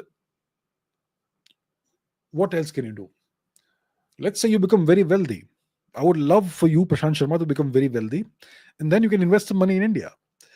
And if let's say you don't become a millionaire, but I'm sure you're well off as an Indian, because Indians typically do well, then maybe you can invest some money in India, or maybe by the time you're 60 and you're done, maybe you can come back to India and start something in India. So there are lots of ways of contributing to India. The point is that if you want to serve your country, you have to give yourself time first. You have to give yourself time to develop yourself, to grow. You have to give yourself time to acquire skills and experience and knowledge and wealth. If you're in your 20s, don't think of serving India at this point in time. If you're in your 30s, probably not the right time to serve India. Probably, if you want to serve India, wait until you're in your 40s. That's when you have really acquired some experience and hopefully some good wealth.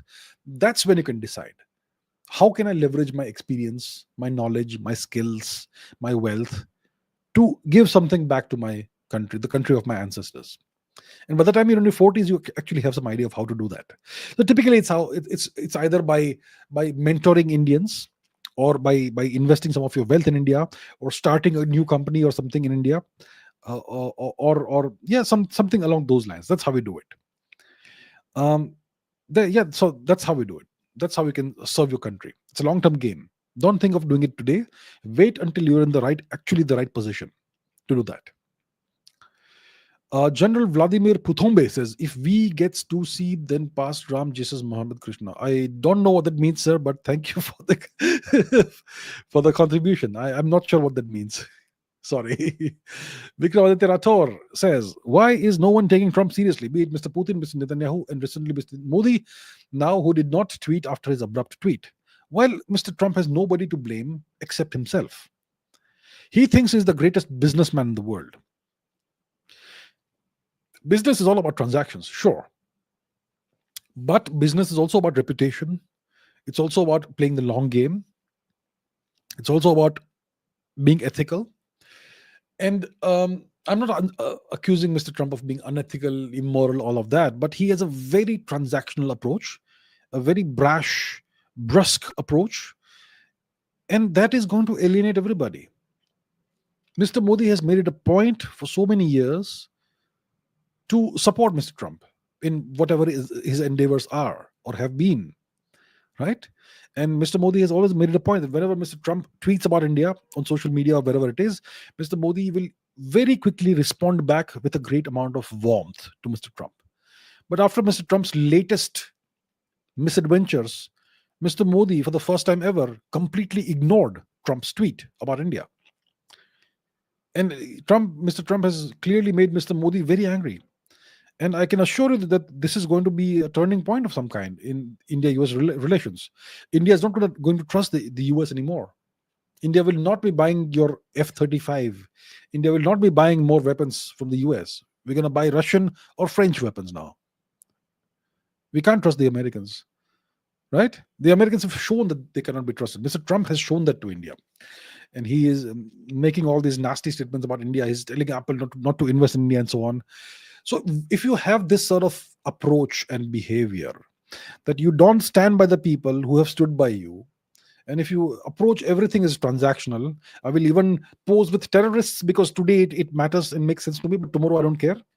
Tomorrow I'll have him killed off if required, but today I'll pose with him. If you're that sort of person, nobody will trust you, nobody will believe your word, and nobody will take you seriously, right?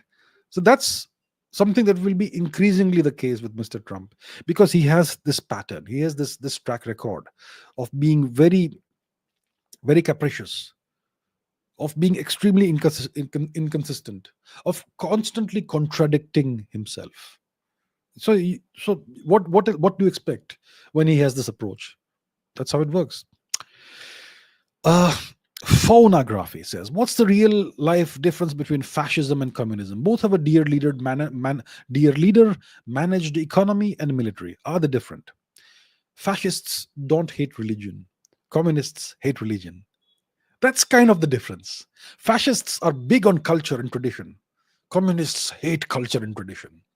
Fascists love grand aesthetics. Communists love miserable aesthetics. Lots of differences between fascism and communism. Fascism and Nazism are kind of similar, actually, if you look at it that way. Okay, so that is the difference. That's the core set of differences between fascism and communism. And check it out. I mean, when you speak about fascism, you're talking about obviously Il Duce, Benito Mussolini, the Italian fascists. They were big on culture. They had no issue with religion. They were pretty religious, but otherwise they were very similar to the autocratic communists. And you can see that the fascists and the Nazis got on very well together, at least until a certain point, and so on. So that's the core difference between fascism and communism. Vikramaditya Rathore says, why do so many contradictions in geopolitics? Why so many contradictions in geopolitics? Israel supports Azerbaijan, which supports Pakistan, enemy of India, which is a friend of Israel. Turkey and NATO and US are in NATO, yet are opponents in Syria.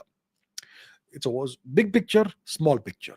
Big picture, we work together. Small picture, small details, we'll disagree. It's like that. It's like any partnership. Any long-term partnership, in any long-term partnership, in any big partnership, the two partners will agree on the big things, on the big picture. But no two partners can agree on everything. So there will be differences in opinion about how to do certain details. And you know what? If you are a long-term partner, you will agree to disagree on some things. Okay, when it comes to this matter, okay, we'll not look at what you don't look at what I'm doing. I will not look at what you're doing. And we'll agree to disagree on this matter.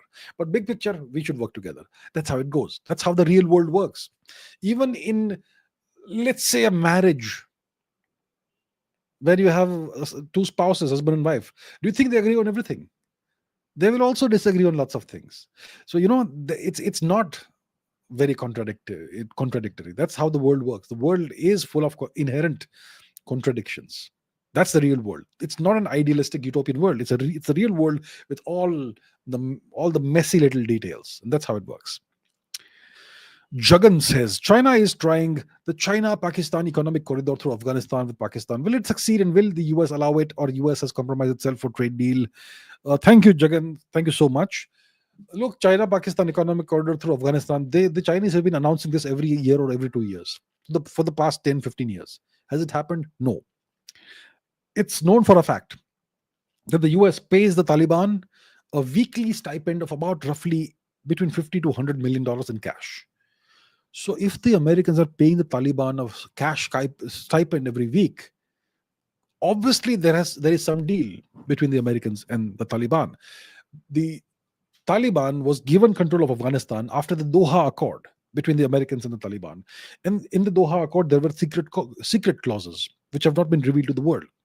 So it's pretty clear there is some kind of secret understanding and public understanding between the Americans and the Taliban. And the Taliban are serving a certain purpose for the Americans, despite being a reasonably sovereign nation. So you see, the Taliban are Pashtun nationalists. They hate Pakistan. They're okay with India. They want their territory from Pakistan back, Khyber Pakhtunkhwa, and so on. Beyond that, they want the world to leave them alone, to rule their country the way they want. If the Americans are giving some cash, they will accept it and do something for the Americans, but not beyond a certain point. They are okay with the Chinese also, as long as the Chinese don't mess Afghanistan up too much, and they are clearly aware of the Chinese and the kind of threat the Chinese can pose for them.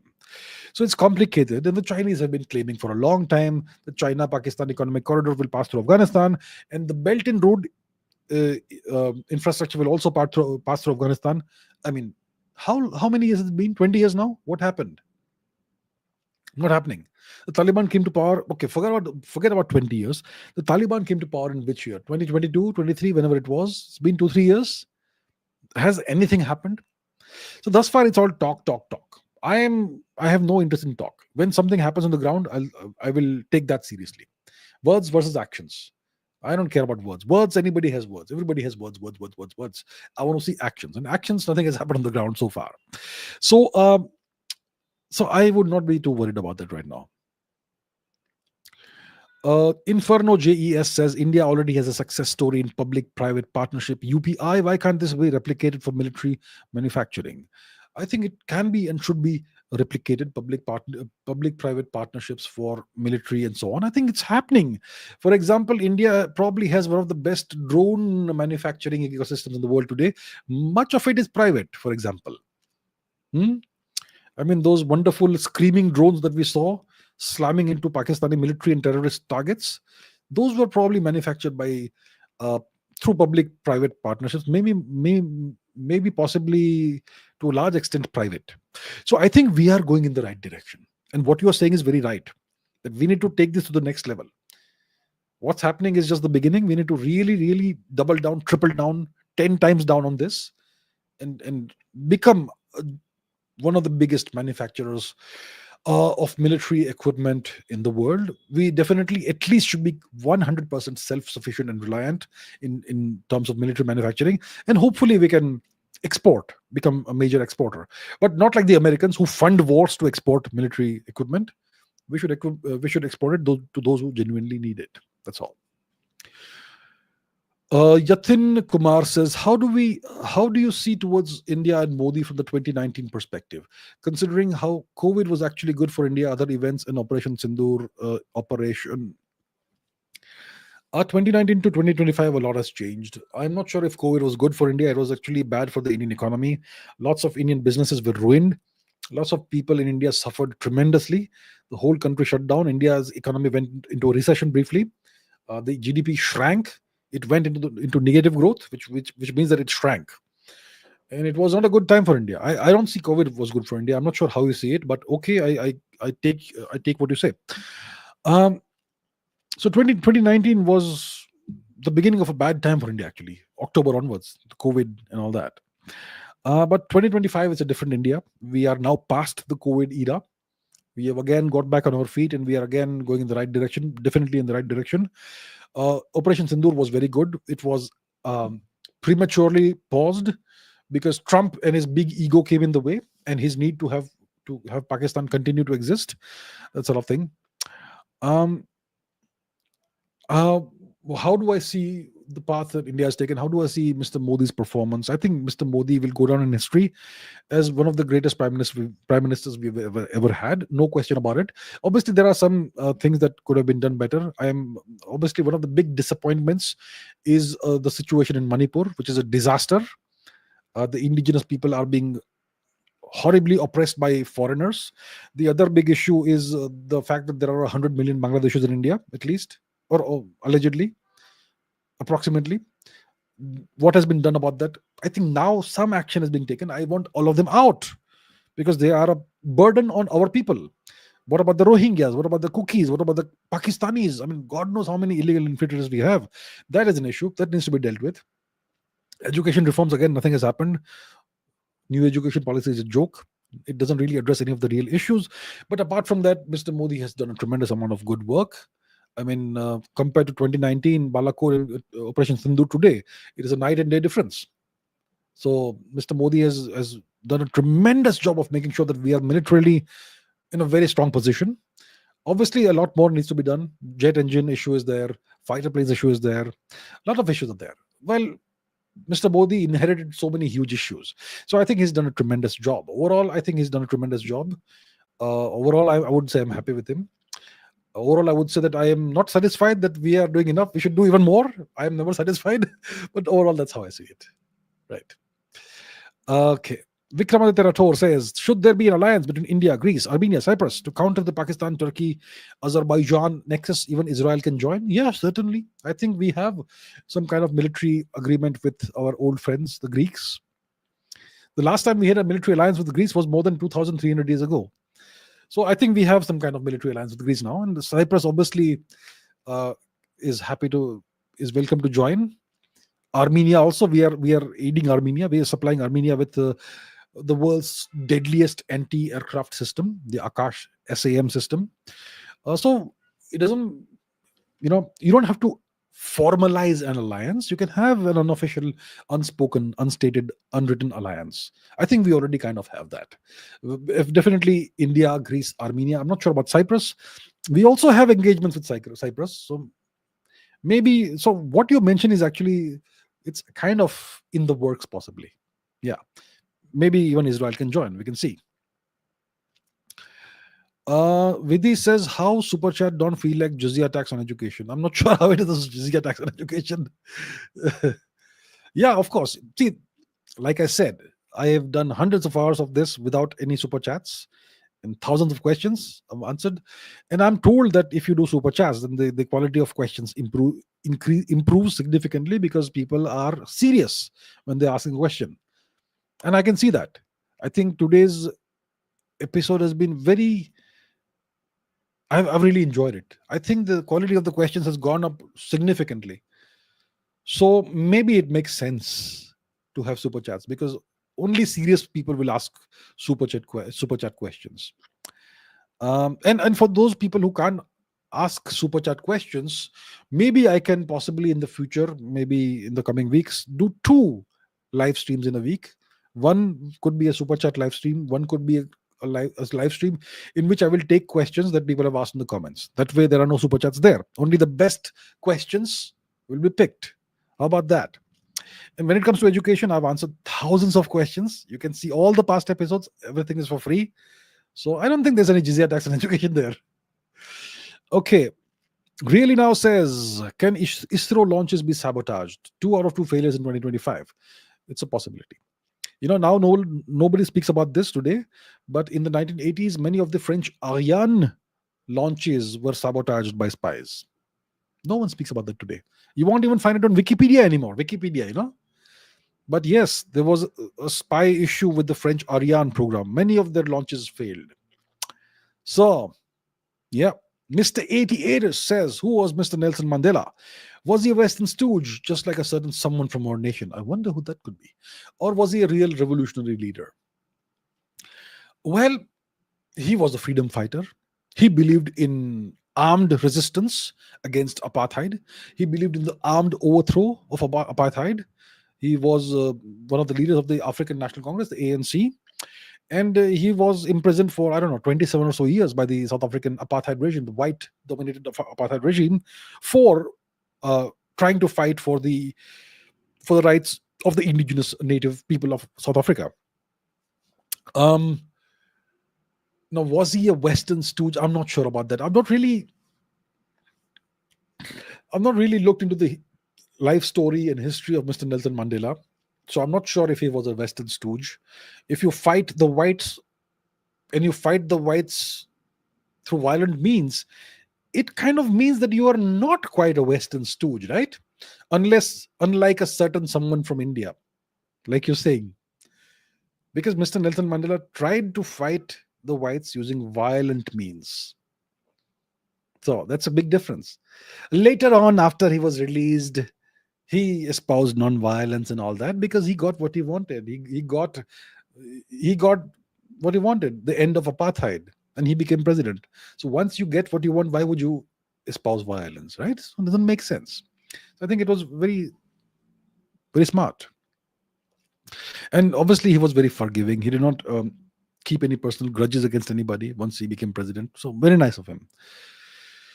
Jagan says, my question is, why is our government unable to deal with the bureaucracy? After all, they're the main roadblocks for several development and research policies in India. Thank you for opening Super Chat. Thank you, sir. Look, without the bureaucracy, the government can't do a thing.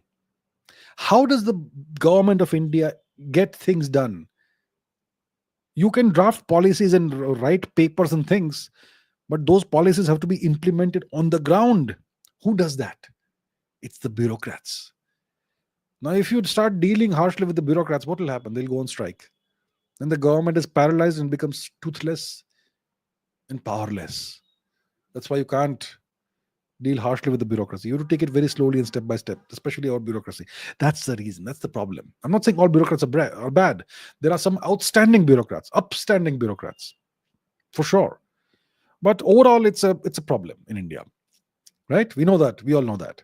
So the thing is, without the cooperation of the bureaucracy, the government becomes completely powerless, and that's the problem that we are facing. Okay, I'm going to take just a few more questions. I've crossed 3 hours.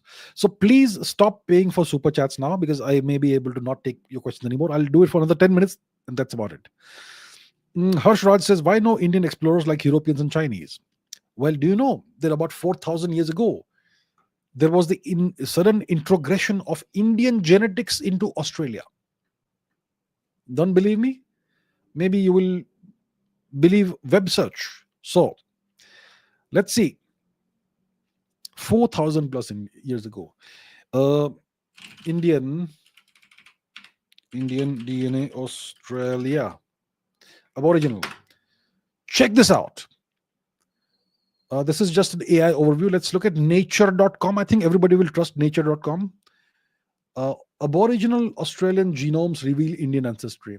Flow of genes suggests continent was not isolated after all. And then you can't read a thing because it's behind a paywall. Thank you, Nature. Scientific American. Genomes show Indian influx to Australia 4,000 years ago. Some Aboriginal Australians can trace as much as 11% of their genomes to migrants who reached the island about 4,000 years ago from India. And so on and so forth and so on and so forth. Long story. My point is, so lots of, okay. So I have videos over here. It's pulling up my videos. Anyway, my point is, you have Indians reaching Australia 4,000 years ago. Now, in case you don't know where Australia is, let me put up the map on the screen so that we all realize how far Australia is and how isolated it is. Check it out. Here's the map. You see where India is? You see where Australia is, how far it is? It's in the middle of the ocean, the Southern Indian Ocean and the Pacific Ocean and the Arctic and Antarctic Ocean. You see how far it is? Can you reach by land? You can't reach there by land. 4,000 years ago, Indians reached Australia.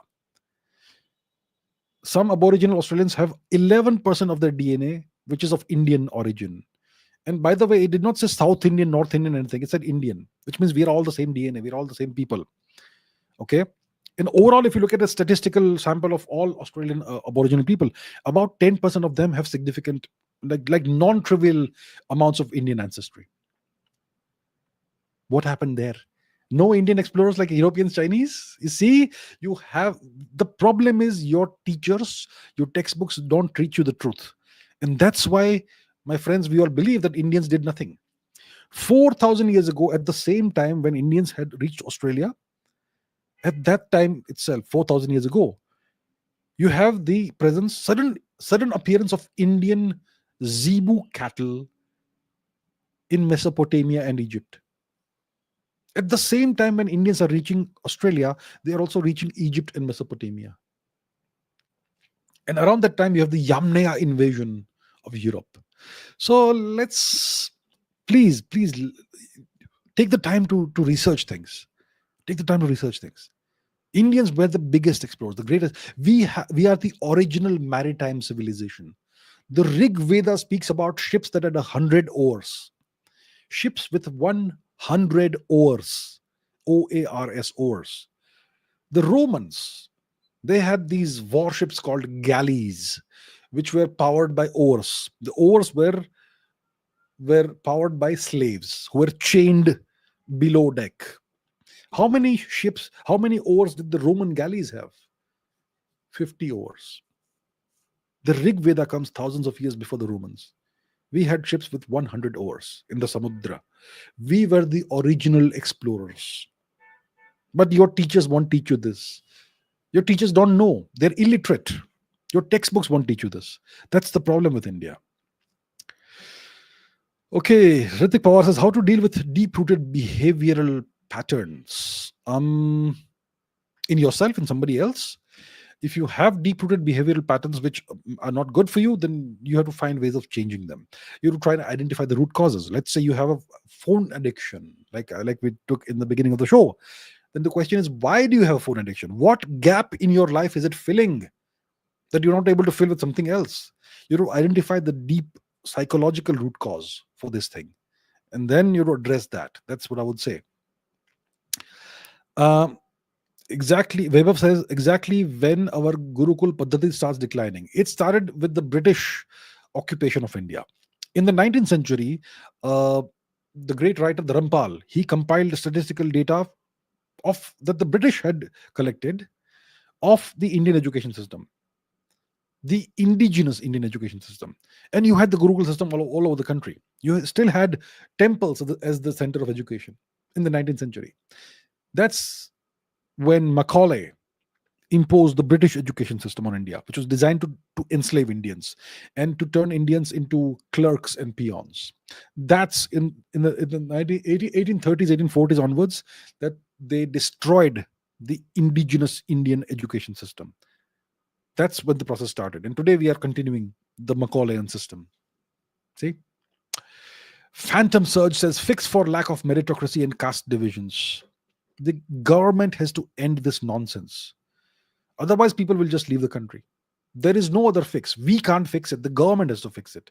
How to end caste divisions? Today, it is mandatory for you to have your caste on your birth certificate, on your school documents, on your school leaving certificate, and blah, blah, blah. Government mandates the use of caste and all these things. In the census, apparently, there'll be caste. Remove all mentions of caste from official documents. Make caste irrelevant. Will the politicians do it? That will fix all the problems. They won't do it. You see? Kanar Kajay, thank you so much, sir. Thank you very much. Savage says, do you see China and India? First of all, thank you. Do you see China and India settling their land differences over water resources annexed since 1971? I am Indian American in Maryland. No one takes India seriously. This needs to change. Well, if you're in Maryland, nobody will take India seriously. Maryland is the heartland of the American intelligence and community and the overall US establishment, the deep establishment, Maryland.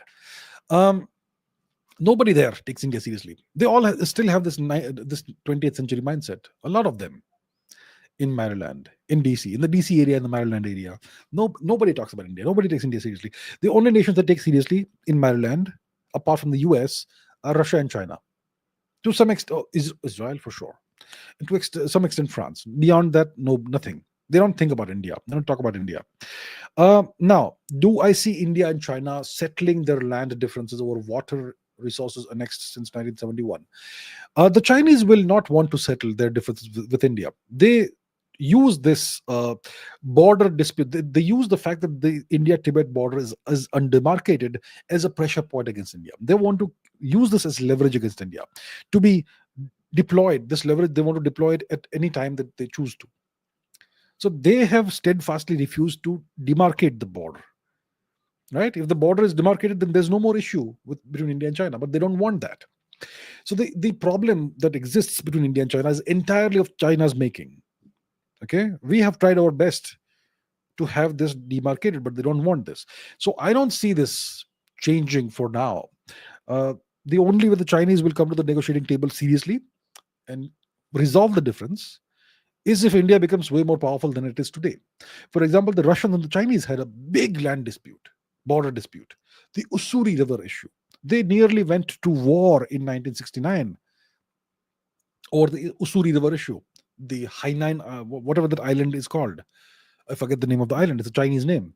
And the two nations fought there. Hundreds of soldiers died on both sides. And Russia had decided to nuke China.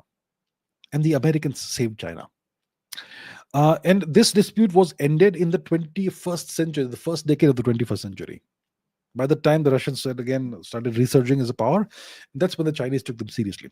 So if India and China are to settle the dispute, whatever we have, land differences, it will happen only when the Chinese will see India as a peer competitor and as a nation they can really respect. And respect only comes through fear. So Pranay says the only problem hindering India is reservations now. I agree. Reservations and corruption. Beyond that, if we resolve these two issues, reservations and corruption, India will be unleashed. The full energy of India will be unleashed. India will be unstoppable. But it benefits some people. Reservations and corruptions benefit people. It benefits, we know who it benefits, and they are the people who are holding onto power in the country, and that's the problem. Vivi says recently an Indian UFC fighter lost humiliatingly in just 45 seconds to a young China prospect. India needs to protein max, not dal, and promote jibbing. Indians suffer from a severe protein deficiency. Indians think that their diet is the best in the world when it's actually a starvation diet. The British starved us for 2.5 centuries. And our diet completely changed during the time. If you read ancient Indian texts like Manas Ulasa and other texts, you will see that our actual diet about 1,000 years ago was very different from what we have today. We used to eat a lot of protein, and today we eat dal. Dal has some protein, but it has a tremendous truckload of carbohydrates with the protein. So if let's say you eat some meat, let's say, okay, 100 grams, you get, let's say, 25 grams of protein with that. Let's say we're talking about chicken. 100 grams of chicken will give you, I don't know, roughly 25 grams of protein. And calories, how much? X number of calories.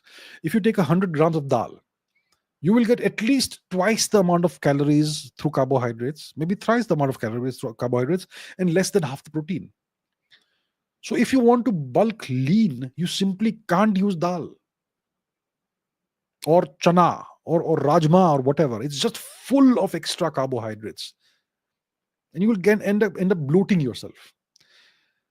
So what's the solution? Eat paneer, which is a lot of fat and not enough protein, or eat meat.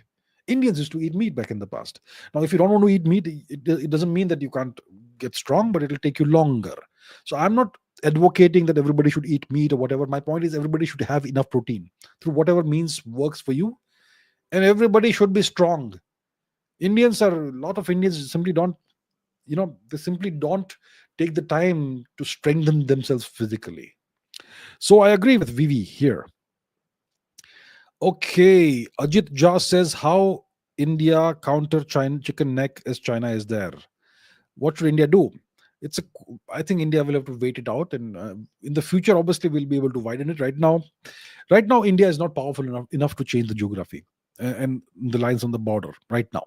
Because see, if you want to widen the chicken neck corridor, you have to capture Bangladeshi territory, and you can't do that without going to war. Bangladesh will not give it up, and you can't go to war without having a real just cause for war.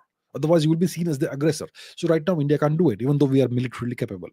So I think we'll have to wait for a future date, for the opportune time, because that is obviously our territory. Historically, it's always been. You said Israel is a sovereign nation. What about Iran? Yeah, Iran is a significantly sovereign nation. I would not say 100% sovereign, because it is dependent on so many things on China and Russia. Because of the sanctions the Americans have imposed on them. They have imposed crippling sanctions on Iran, which is why Iran has had to accept various deals, energy deals, etc., a 25-year strategic alliance with China and so on, which kind of, you could say, to some extent compromises to some extent their sovereignty. So I would not say it's a completely 100% sovereign nation. They're kind of in a position like France, quasi-sovereign. Harshit Jain says, what's your opinions on Dhruv Rathee? Is he biased or neutral? I have never seen a single Dhruv Rathee video. But the impression I get is that he's extremely anti-India. Okay, I have never watched a single Dhruv Rathee video in my life. I have no interest in doing that, but the impression I get is that he's very strongly anti-India. That's the impression I get. Hopefully, I'm wrong, but that's the impression that I'm getting from everybody I speak to, from trusted people I speak to. Dr. Ritvik Patnaik says, are Baloch people actually good, or will they turn out like Bangladesh? I think Baloch people were always targeted and had to survive to live. Look, everybody is good. Even Bangladeshis are human beings. They're also good people, I suppose. But as a nation, you acquire a certain identity and a certain character and a set of characteristics. And it was our fault that we allowed Bangladesh to just slip out and we just let them go and do whatever they want. We should have mentored Bangladesh and steered them in the right direction.